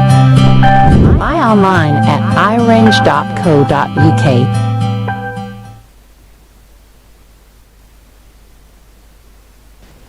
Tune in to On Point here on Starr Radio UK with Empress Regina every Monday at 5 p.m. GMT. Looking forward to your company. Welcome back to the program Starr Radio UK. We are already pressed with time, so let me crack on, bring you some of the headlines making the rounds there before we take you to the House of Parliament for the Prime Minister's question time. On the African continent, still in Senegal, yes, in Senegal, it says now, various factions of the Senegalese opposition parties have termed the recent move by outgoing President Macky Sall not to vie again as triumph to the people. Now, Mustafa Girezi, member of the Yewi Askan We Opposition Coalition, spoke to journalists and blamed Macky Sall for the deaths and destruction experienced during the recent nationwide protests after the main opposition figure, Ousmane Sonko, was detained. The people have triumphed. The people have won. It is the people's triumph. And this victory of the people, the emotion, must not lead us to fail to judge correctly what has happened. And President Macky Sall has completely disconnected himself from the recent past. 50 dead, totally out of touch with the crisis of confidence, and said Mustafa. Now, the opposition is now calling for the release of Ousmane Sonko and also the rulings against his charges dropped. They are also asking that Senegalese to remain vigilant until justice is served on Sonko. Now, yesterday's action must not be used as a ruse to further attack the opposition, to further isolate opposition leaders, to further isolate Ousmane Sonko. That is why we are asking everyone to remain vigilant and mobilized, said the AZ4, a member of the Yewi Askan We Opposition Coalition. Sonko is currently ineligible to run for the office and blocked in his Dakar home by security forces after being handed a 2-year jail term on sexual abuse charges, which he denies. But the court somehow found him guilty. Wow. Well, is he under house arrest or what? Interesting one there. It's called coming away from Starr Radio UK, your favorite African and Caribbean radio station in London. Yeah, in Sudan, South Sudan's President Salva Kiir has pledged on Tuesday that election previously postponed and now scheduled for next year will go ahead as planned, and that he will run for president. Now, Salva Kiir, a prominent warlord, is the only president South Sudan has known since he led the country to independence from Sudan in 2011. The world's youngest country has since gone from crisis to crisis, held together only by a fragile government of national unity created after a peace agreement between Mr. Kiir and Vice President Riek Machar. Now, after a transition period, elections were due to be held in February 2023, but the government has so far failed to meet key clauses of the agreement between Mr. Kiir and Mr. Machar, including the drafting of a constitution. In a quote, he said, "I appreciate their support for my presidential candidacy in 2024. Mr. Kiir told members of his SPLM party, referring to a historic event. We are committed to implementing the chapters of the refreshed peace agreement, and the election will be held in 2024. No other candidates has yet declared his candidacy, but his historic enemy, Riek Machar, surely will according to observers there." It's all coming away from Starr Radio UK. Let's move on from there. Let's look at some of the other stories making the rounds in other parts of the world as well, this time around in Ghana.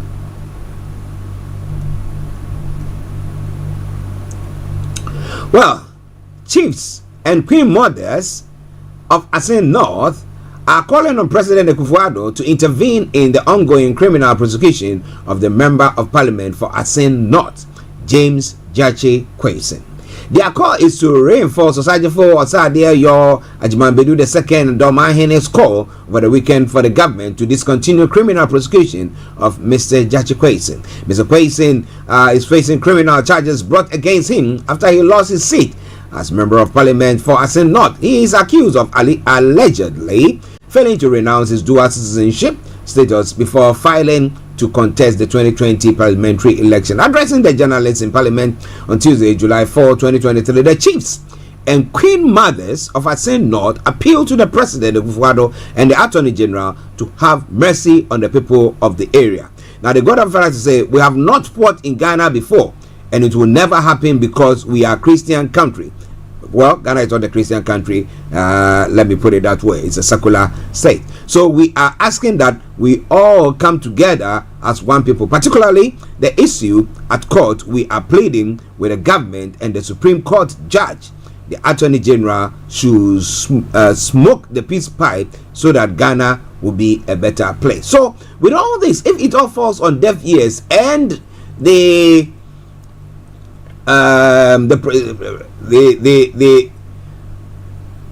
not a special prosecutor, but the state attorney decides to pursue the case, what do you think is going to happen there? What do you think is going to happen there? Would the people feel betrayed? Or would the government just fall on its sword and say, you know what, let's just let sleeping dogs lie and let us just move on and get things done? Because if they go for another election, if they get him out, then there's going to be a situation where there's going to be a vacancy. And how would the people of North behave towards government? Well, some were saying that, well, they were ungrateful to the government because the government managed to construct what do you call that thing asphalt for them. But they were thinking, you know what, we don't give a hoot. This is what who we believe in, and that's what we're going to be doing, and that's what they did. Okay, now moving on to some other stories. One other, the Parliamentary Monitoring Group, the PN Africa, is urging NDC MPs to refrain from sacrificing parliamentary business for personal gain following their decision to boycott Parliament for court anytime Asin North MP Jachi Kwesi is to appear for his criminal trial. Minority Leader Dr. Kessel Atofo-Watson disclosed this in Parliament after James Jachi Kwesi was sworn into office by the Speaker of Parliament, Alban Bagwin. That's not MP is facing charges of forgery and perjury in relation to certain alleged offences in the run-up to the 2020 Asin North parliamentary election. He has pleaded not guilty to 5 counts of forgery of passport or travel certificates, knowingly making a false statutory declaration, perjury, and false declaration for office. Now, speaking this morning, Joshua Mensah, the executive director for Parliamentary Network Africa, Samuel Bain, stated that the move by the minority in Parliament to boycott sitting in support of Mr. Jachi Kwesi should not be encouraged. The Parliament's business goes beyond the business of government of the day in Parliament, as the parliamentary saying there is public business and then there is private business. There are issues such as statements presented for and on behalf of the people of Ghana. As far as their representative's role is concerned, there are questions members of Parliament ask on various subjects like roads, like schools, and what have you. So they think that, well, don't behave anyway, stay there, stick to it, and let us just allow him, when he has to go to court, let him go by himself. They said no, we're going to be supporting him, and therefore anytime he's called, we will not be in Parliament, we will be with him in the courts. Now, is it time for the government to just discontinue or file nolle prosequi on this particular case?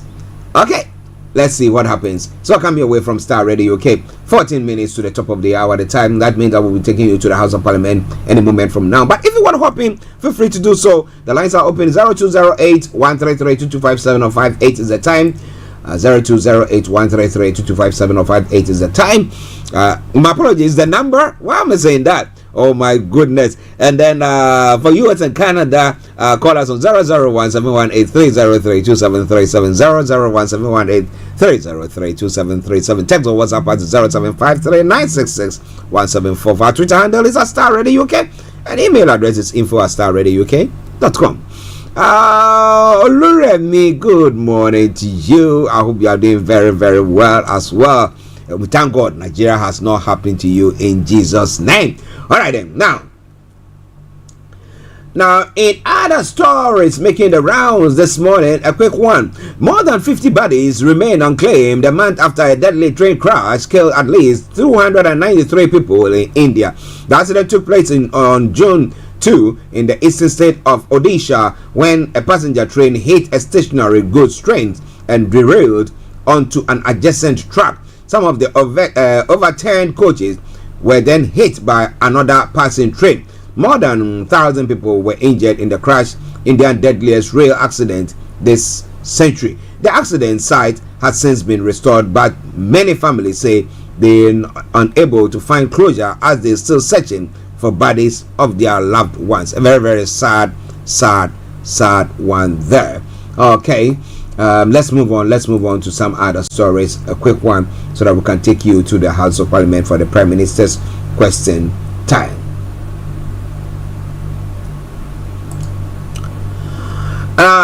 Amin was 17 when his brother's badly burned body was recovered from the boot of a torched car. My brother unfortunately fell into drugs early. He says his face impassive as he glances up the scrutiny high-rise flat that surrounds them.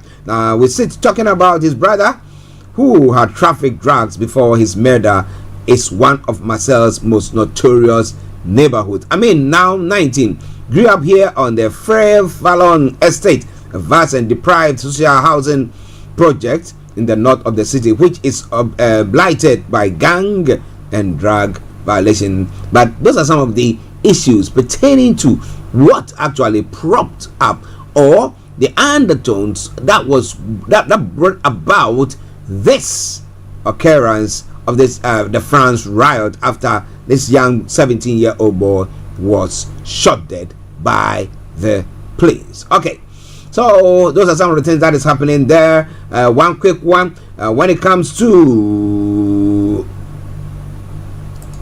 issues going on in Palestinian area. Now, funerals are on the way after 2 days of clashes between Palestinian fighters and Israeli troops in the Jenin refugee camp. 12 Palestinians and 1 Israeli soldier had been killed since Monday. Israeli drones carried out airstrikes while troops engaged in firefights with armed Palestinians. Israel's military described it as counter-terrorism operation, while the Palestinian Foreign Ministry said it was an open war against the people of Jenin. Is that what is happening when it comes to the Iran? Apologies, the war in Ukraine? Is that how the Russians are seeing it and saying that it is an attack? They're trying to do some special military operation, as they said there. What do you think about all that? Is that why Israel has not been able to come out blatantly to condemn what Russia is doing? Well, it's all coming away from Starr Radio UK.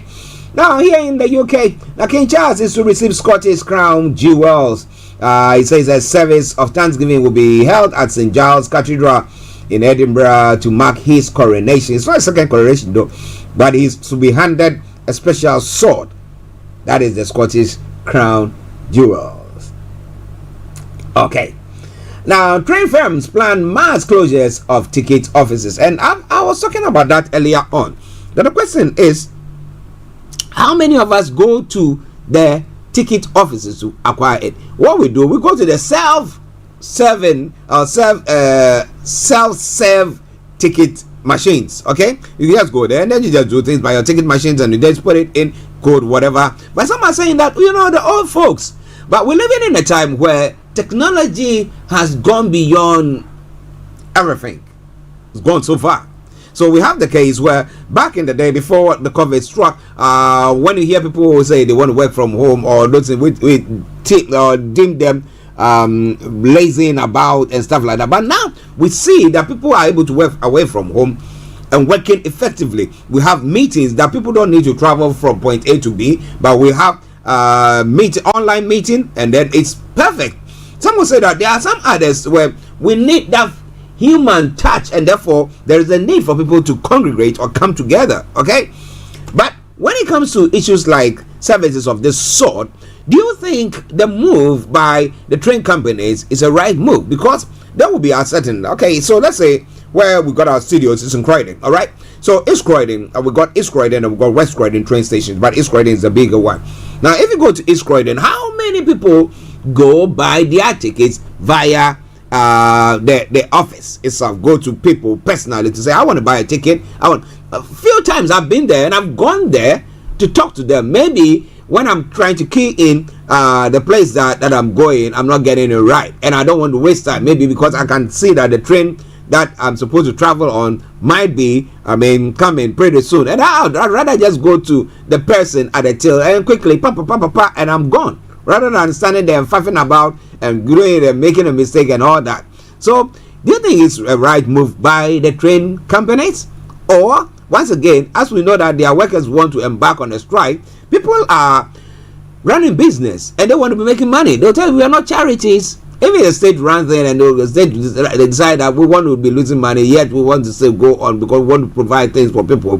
Fine, but when people have got their own monies in there and they want to be making profits, I want to tell you that any place that you think is leaking money, you have to just seal it, or anything that you just take it out, and that seems to be what they are doing. But the workers will say that no, because we think that you want to either they're not going to be retraining or lay off some workers or the workers who are working on the in those offices. But what do you think? When they were trying to introduce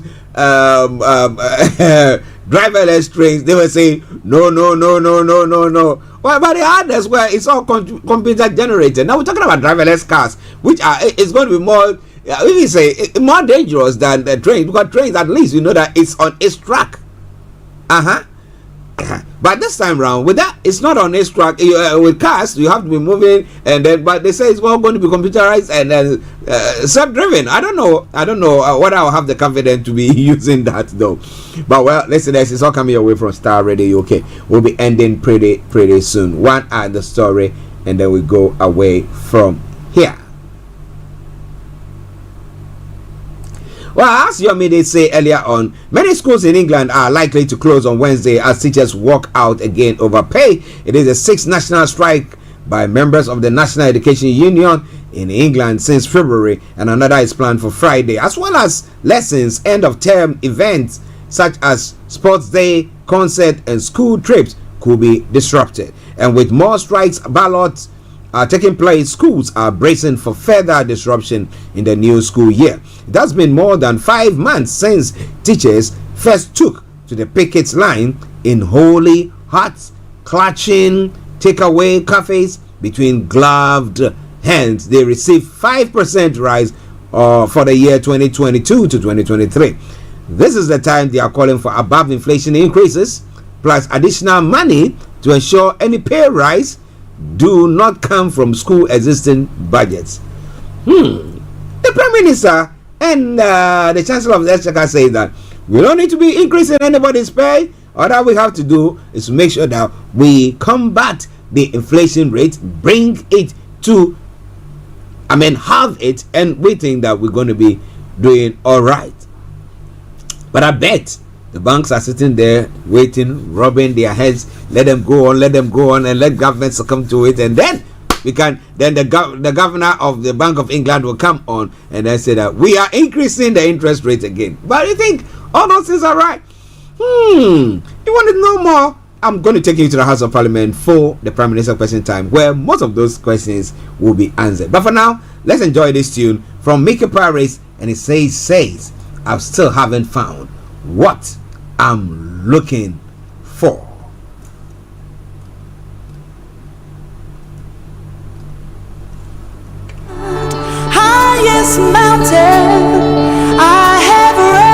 Okay, so when the song ends, I'll be taking you straight to the House of Parliament for the Prime Minister's question time, and then after that, the curtains will be brought down for the end of the program. But in a gist, that is what has happened today. It's been me, Archie.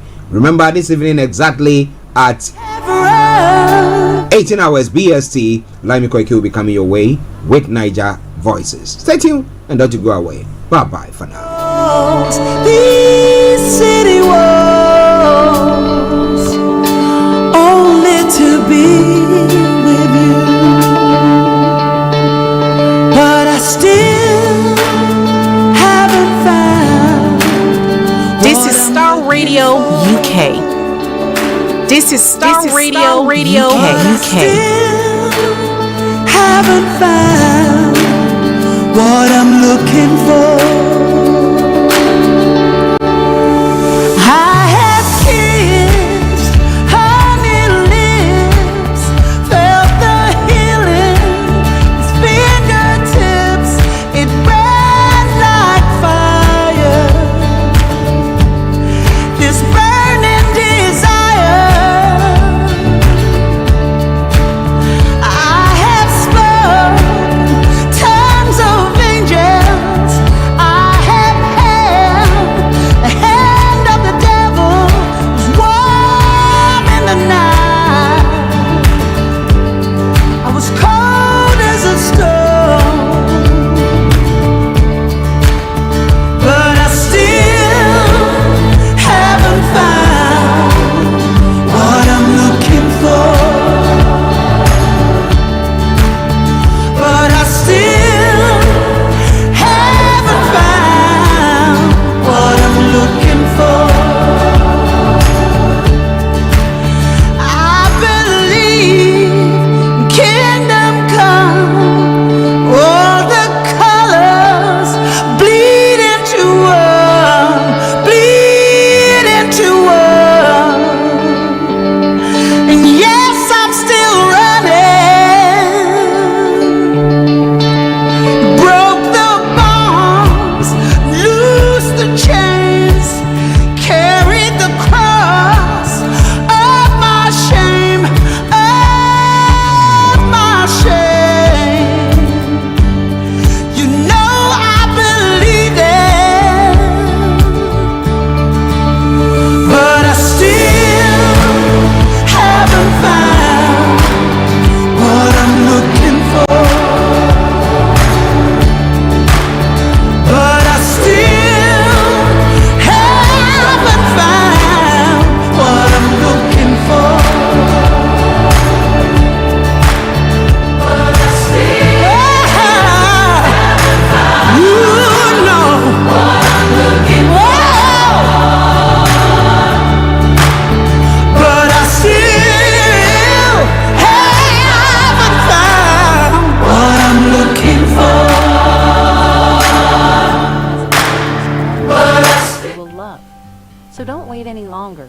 Grab a can of iRange today and start enjoying the refreshing. Buy online at irange.co.uk.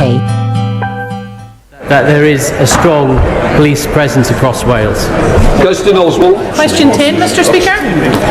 With your permission, Mr. Speaker, I'll answer questions 10 and 14 together. This government is supporting households across Wales with the cost of living. Between October 2022 and the end of June 2023, a typical household would have seen half of their energy bills paid for by the government.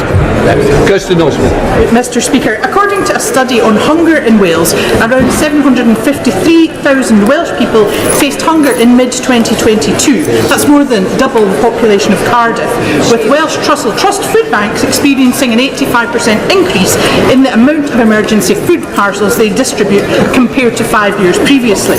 What specific conversations has he had with Cabinet colleagues and the retail sector on the high costs of food in supermarkets? Mr. Speaker,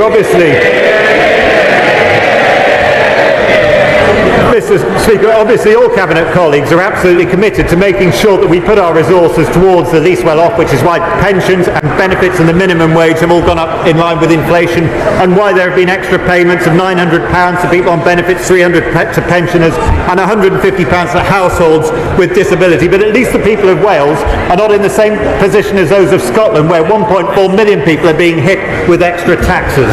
Final question, Patrick Reddy. Mr. Speaker, well actually, families who need it most in Scotland received a game-changing £25 a week Scottish Child payment. So when will it devolve powers over social security to Senator Cymru so that it can also make decisions like that to protect the people of Wales from the notorious cost of living crisis? Mr. Speaker, I can assure the honourable member that all members of Cabinet are committed to resolving the cost of living problems that have come about as a result of the problems of the COVID pandemic and the war in Ukraine, which is why our first priority is to halve inflation, Mr. Speaker, as well as growing the economy and reducing debt and stopping illegal immigration into this country, and where we're responsible for it in England, to reduce hospital waiting lists. Before we come to Prime Minister's questions, I wish to welcome a special guest who are observing our proceedings today, the President of Cyprus of the House of Representatives. Madam President, you are most welcome. I also wish to make a short statement. I am sure the whole House will wish to join with me in celebrating the fact that today is the 75th anniversary of the founding of the NHS. A couple of days before it started, the Health Minister, Aneurin Bevan, said in a message to the medical profession, on the 5th of July we start together, the new National Health Service. It has not had an altogether trouble-free gestation. There have been understandable anxieties inevitable in so great and novel an undertaking.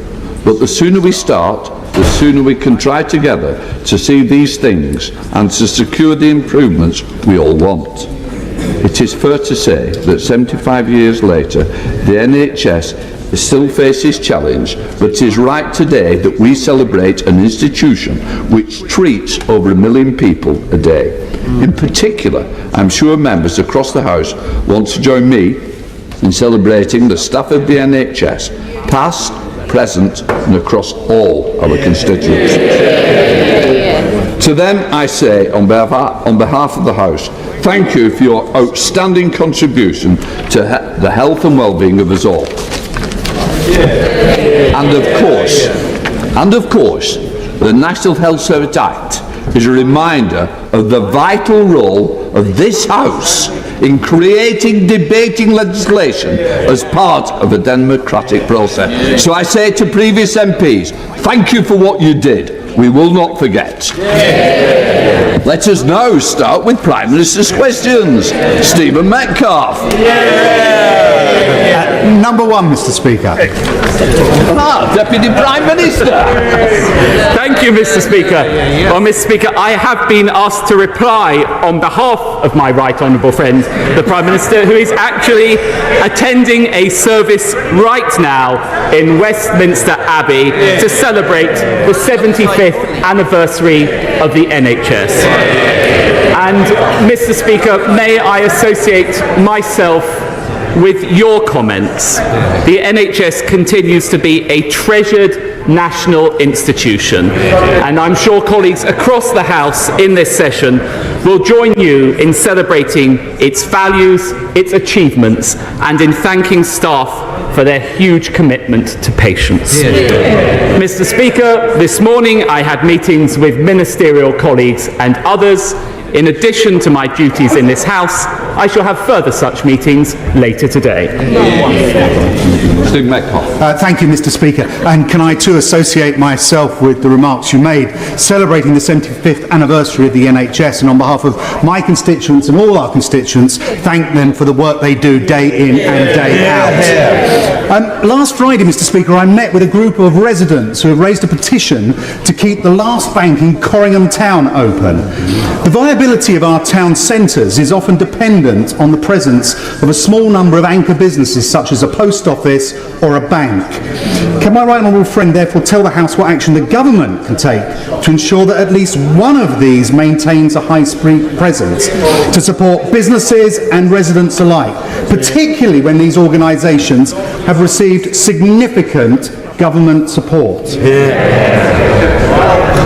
Well, my honourable friend is absolutely right to raise this issue. Banks are a cornerstone of our high streets. Of course, it's ultimately a commercial decision for banks, but I do think it's right that they take into account the views of local communities, and I'm sure the bank in question will have heard the remarks to the House from my honourable friend, and I trust that they will take appropriate action. I now come to the Deputy Leader of the Opposition, Angela Rayner. Thank you, Mr. Speaker, and can I associate myself and thank you for your opening comments regarding our NHS, and thank all of those staff that have worked and continue to work in our NHS today. And I'm sure members across the whole House will join me in paying tribute to Lord Bob Kerslake, a decent and kind man who accomplished so much in both local and national government during a lifetime of public service. Our heartfelt condolences go to his family. Mr. Speaker, I'm glad to see the right honourable gentleman here today. I think I'm right in saying that I have the pleasure again next week, 2 weeks on the trot. They really have given up. Every day, 4,000 families' mortgages deals expire, 100,000 more since we last met, and millions more next year. Families are sick with worry about the cost of the Tory mortgage bombshell. Do they still claim to be the party of home ownership? Good luck with that. Well, may I begin by associating myself with the Right Honourable Lady's remarks about Lord Bob Kerslake. I knew him from my time in Downing Street. He was a stalwart public servant, and he will be missed by many on both sides of this House. It may come as a surprise to the Right Honourable Lady, but actually some leaders trust their deputies to stand in for them.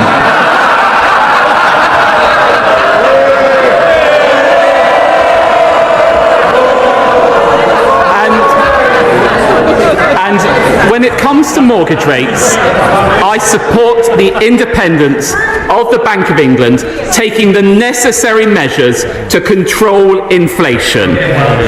Just ask the IMF about what we have done in support of them.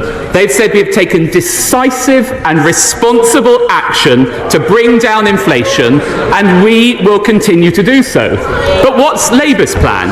To borrow £28 billion a year, pushing up inflation. To cut our domestic energy supply, pushing up inflation. And to penalise workers saving into their pensions, pushing up inflation. There we have it from Labour: endless borrowing and higher prices. Angela Rayner. Mr. Speaker, we've had 13 years of Conservative failures, and that homeowners watching that pathetic answer will be cringing that they aren't celebrating the government's success, they're counting the cost of their failures, and the only thing that's not soaring in prices at the moment is these gags that are getting cheaper by the minute. And Mr. Speaker, it's not just homeowners that are suffering. Security of renters have been ripped away too, with higher mortgage costs handed directly to them.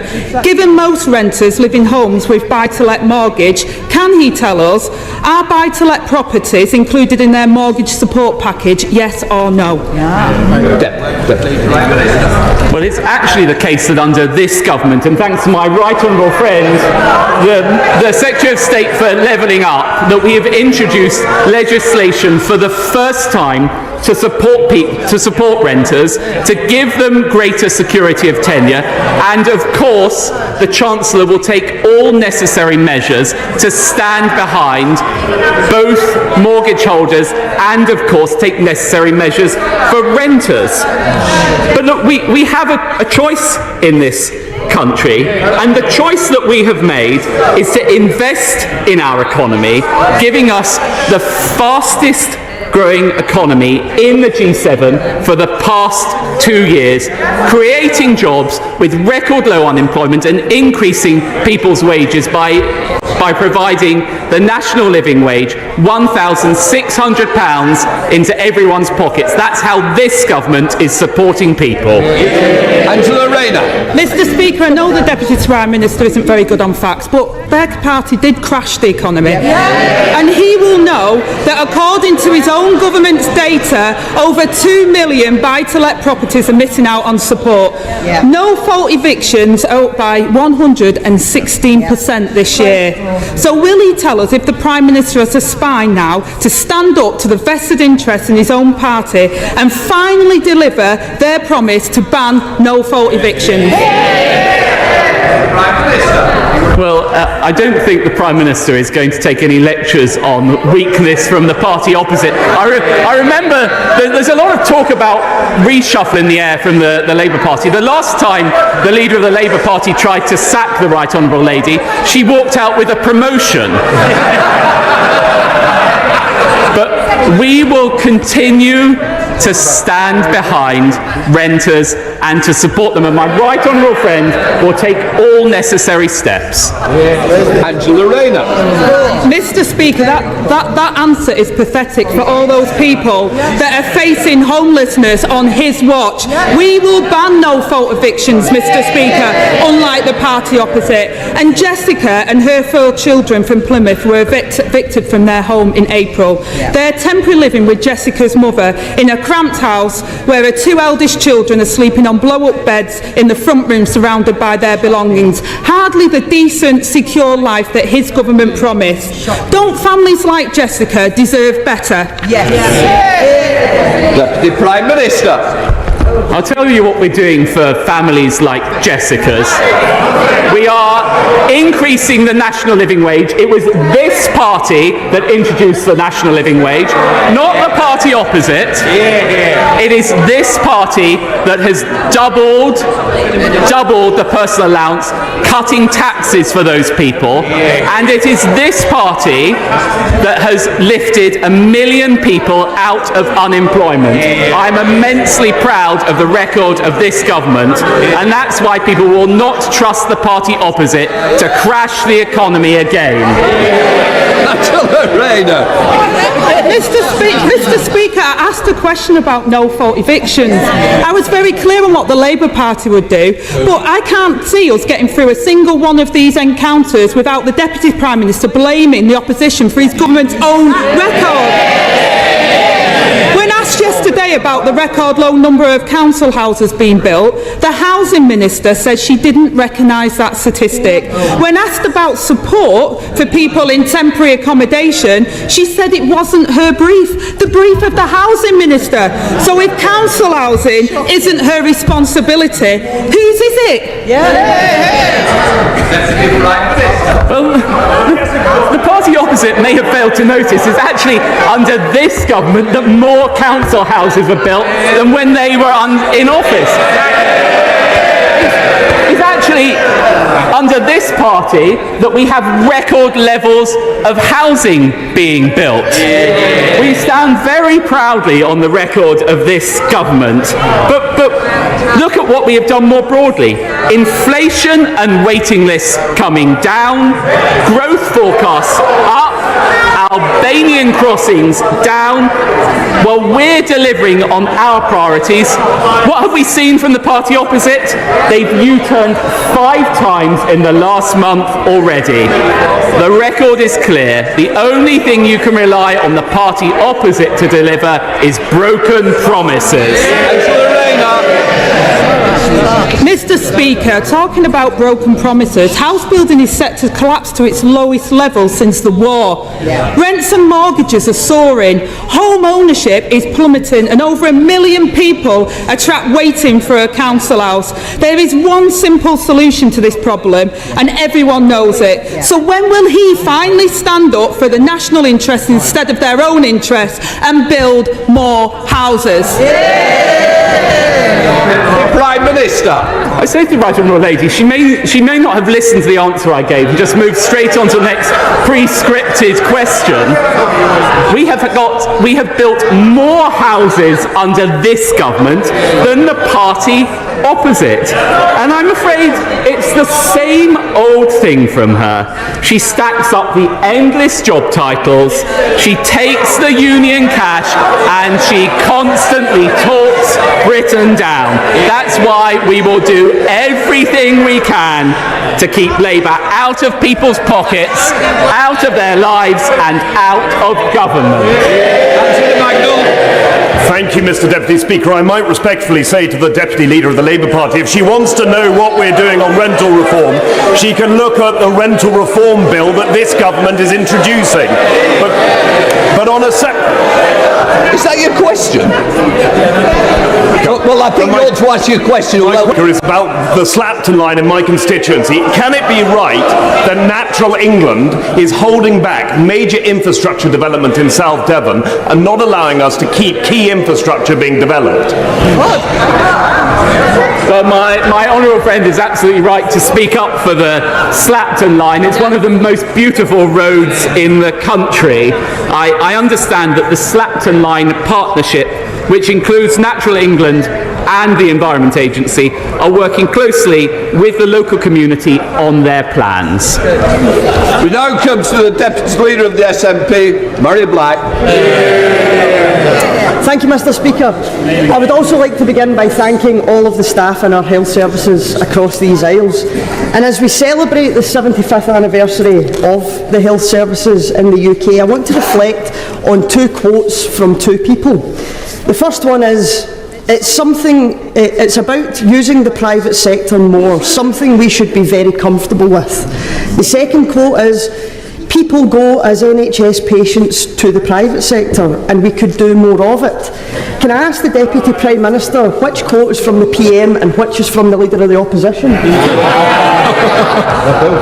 Well, Mr. Speaker, may I actually just begin by saying genuinely how sorry I was to hear that the Honourable Lady will be standing down at the next election. She and I joined this House at the same time, and I know she has contributed much to her party and to this place. And may I also say, I'm sure she will wish to join me in celebrating His Majesty King Charles receiving the Scottish regalia, pretty much as we speak.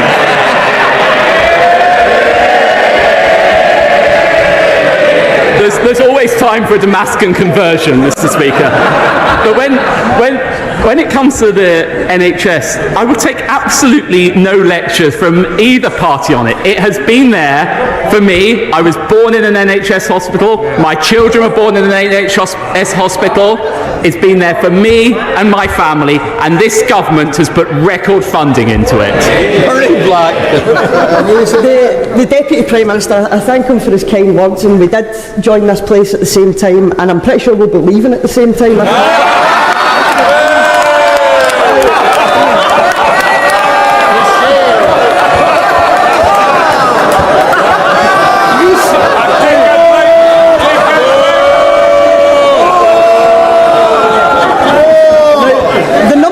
Problem that faces the health service across these Isles is workforce, and research shows that Brexit has worsened the UK's shortage of doctors. European nurses registering to work in the UK fell by 90% after the Brexit referendum. What more will it take for both him and the Labour Party to admit the damage that Brexit is causing our health services? Well, it all started off so nicely, Mr. Speaker, but I don't know whether the Honourable Lady has actually been listening to what the government has announced this week. We announced an additional £2.4 billion for our groundbreaking NHS workforce plan. That is the first time in the NHS's history that has happened. And if you look at the record since this party came to power, almost 40,000 more doctors and more than 50,000 more nurses. Once again, the Conservative Party delivering for the NHS. Tonight, at West Lindsey's planning meeting, the RAF will apply for listed building consent to move the grave of Wing Commander Guy Gibson's dog. Apparently, the Home Office are quite content for 2,000 migrants to be cooped up next to 1,000 of my constituents living near the base, or actually on the base. But the RAF think it's intolerable that they should leave the grave of a dog who's lain in peace for 80 years. More importantly, will the Home Office start listening to us? If they insist on this proposal, will they put the illegal migrants in a discreet part of the base and let us get up get on with £300 million worth of levelling up, 100 buildings, many of them listed, a 2-mile-long runway, a spaceport, and let the dog lie in peace?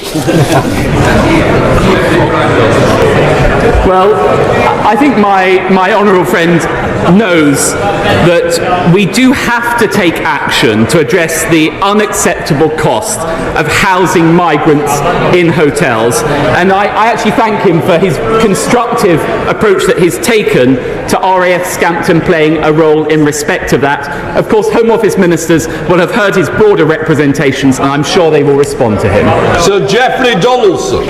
Thank you, Mr. Speaker. May I, on behalf of my colleagues, extend our deep appreciation to all those past and present who continue to be dedicated to our NHS, including our staff in the health and social care system in Northern Ireland. Mr. Speaker, in Northern Ireland, GPs, nurses, doctors and carers are adversely constrained by a lack of sufficient funding for our health service. The Northern Ireland Fiscal Council have highlighted that our allocation falls beneath need, which compounds the difficulty year on year.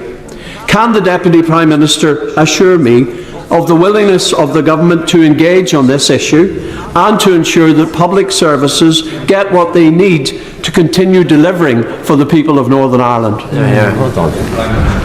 Yes, I'm very happy to give the Right Honourable Gentleman that assurance. As he knows, it is actually the case that the Department of Health in Northern Ireland has been allocated £7.3 billion, an increase of 20 million above 22-23. But of course it is the case that the absence of a Northern Ireland executive is exacerbating the severe challenges that the healthcare service in Northern Ireland is already facing, and a fully functioning devolved government is the right way to deliver the necessary reforms needed for the Northern Ireland Health Service.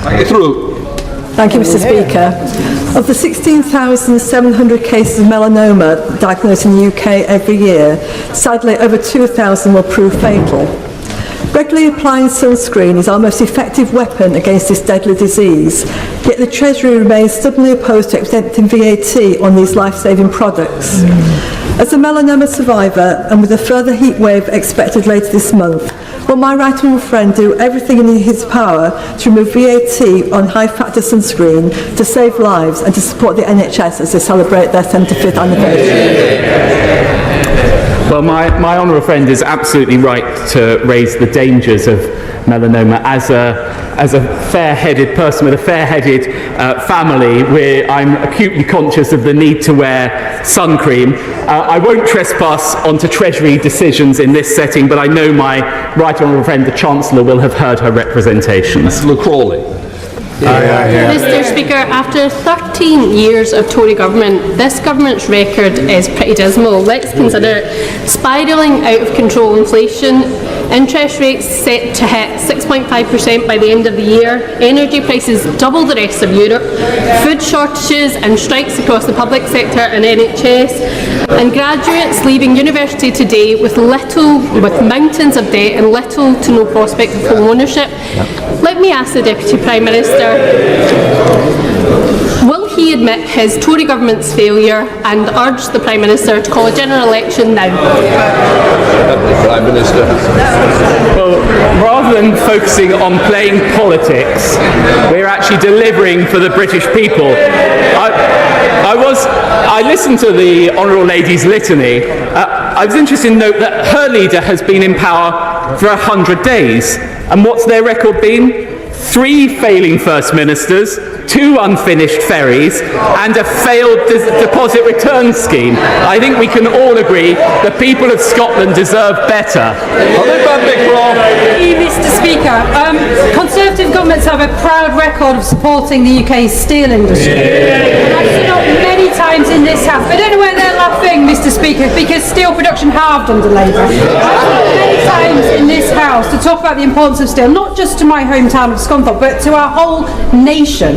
So will my right honourable friend agree with me? We are always going to need steel in this country, and if we can't make it ourselves, we're going to have to ship it all from the other side of the world with all the emissions, environmental and ethical concerns that will inevitably bring.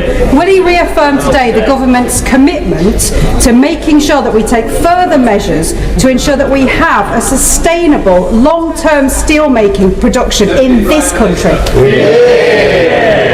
Well, I'm very happy to reaffirm this government's commitment to steel manufacturing, and I pay tribute to my honourable friend. I know what a champion she is for steel production in Scunthorpe, and long may she continue to do so. We have made meaningful offers of support to Tata and British Steel, and the Secretary of State recently visited Tata and British Steel to see firsthand the work underway. Jamie Stone. Mr. Speaker, I'm sure that the Deputy Prime Minister will be as pleased as I am that work is well underway to construct the southern spaceport. In fact, it is ahead of schedule. Recently, the North Coast Space Cluster has been developed involving enterprise agencies and companies. Does the Deputy Prime Minister agree with me that this can build massively on the skills that have been built up for over many years at Dounreay, and secondly, that the establishment of links, international links, with possible companies in the United States can only be good news for the far north of Scotland? Yes, I completely agree with the honourable gentleman's remarks. The development of this new spaceport is a key part of our ambition to grow the UK's space launch capabilities, and it is the fact that the first 3 years are expected to reach £20 million of investment, creating 40 jobs, and we are working with the United States, particularly through the Technology Safeguards Agreement, to allow UK companies to exchange technology with the United States. Baron Bell. Thank you, Mr. Speaker. Could I associate myself with your comments about the NHS and pay tribute to all NHS workers, both in Newcastle under Lyme and across the country? And on that note, could I welcome the new long-term workforce plan, and in particular the extra 40% places for dental schools? Access to dentistry has been an issue for a number of my constituents. Would my right honourable friend consider the merits of actually opening new dental schools, not just new dental places?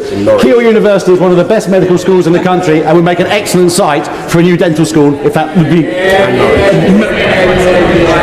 Well, as ever, my honourable friend makes a very strong case for his constituency. As a result of the NHS long-term workforce plan, we are currently assessing capacity at existing dental schools to see whether they can accommodate the expansion in training places. But of course, we retain an open mind as to whether we need further such education facilities. Thank you, Mr. Speaker. It was a pleasure to join colleagues from across the House this morning for the NHS 75th anniversary park run on this special day.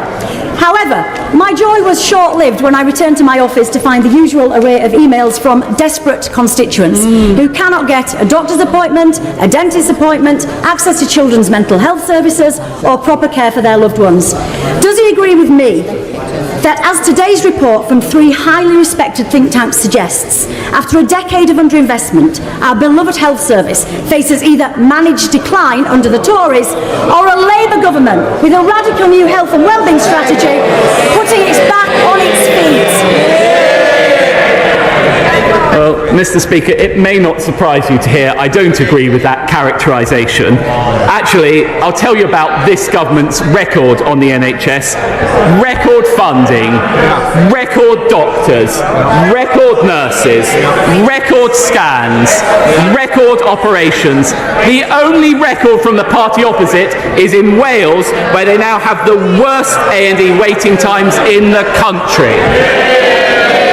The only other record is the length of the answers. Maybe we could speed up with Richard Drax. Thank you, Mr. Speaker. Can I associate myself with your comments about the NHS? My constituents in Weymouth and on Portland and I are getting a little tired of being told that placing a migrant barge in our port is in the national interest. It is not in the national interest, nor in ours. This barge, designed for 222, will accommodate 506 illegal migrants, already testing our overstretched resources. It was imposed on us without any consultation. many concerns, both on the barge and what the 506 young men will do going around a seaside resort at the height of the summer, unmonitored and with little money. Can my honourable friend stop this and ask my honourable friend, the Home Secretary, to do likewise? Well, I'm sure my honourable friend appreciates that we need to reduce the bill of housing asylum seekers in hotels, and we need to look at different measures to accommodate them. Of course, I am very happy to engage with the honourable gentleman. I'm sure the Home Secretary will do as well, to ensure that we can find a satisfactory solution in his constituency that protects his constituents' interests. Arlene Harris. Thank you, Mr. Speaker. Last week, the coroner found that the cause of Luke Ashton's suicide in April 2021 was gambling disorder. Immediately before his death, Luke, bombarded with inducements, placed over 1,200 bets. At no point did the operator intervene. From his previous brief, the Deputy Prime Minister will have extensive knowledge of the harm these inducements cause. So does he agree that the commitments to curb advertising and promotions in the gambling white paper do not go far enough to reduce harm and prevent more tragedies like Luke Ashton's suicide? Well, the Honourable Lady will know from our conversations when I was Digital Secretary that I share her concerns about gambling inducements, and indeed I pay tribute to her for her campaigning on this issue.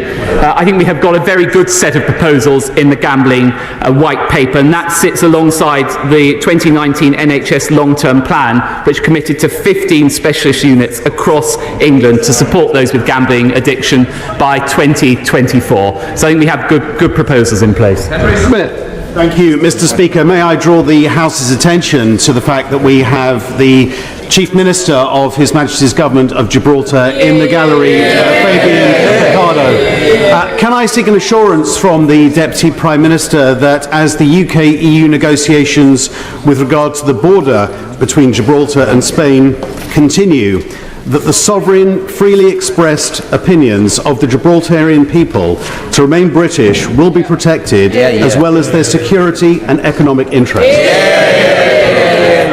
Well, I'm very happy to give my honourable friend and indeed the First Minister of Gibraltar exactly that assurance. This government will always stand up for the people of Gibraltar and their right to determine their own future. Gerald Jones. Thank you, Mr. Speaker. Sarcomas are cancers that can affect any part of the body, inside or outside, including muscles, bones, tendons, blood vessels and fatty tissues. Sarcoma is rare. 15 people diagnosed every day in the UK, around 5,300 around the UK, including families in Merthyr Tydfil and Rumney.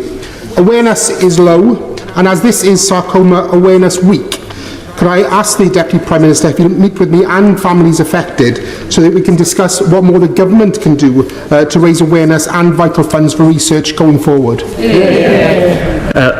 Well, I'm very happy to give that commitment. I think probably best on behalf of health ministers, and indeed one of my colleagues in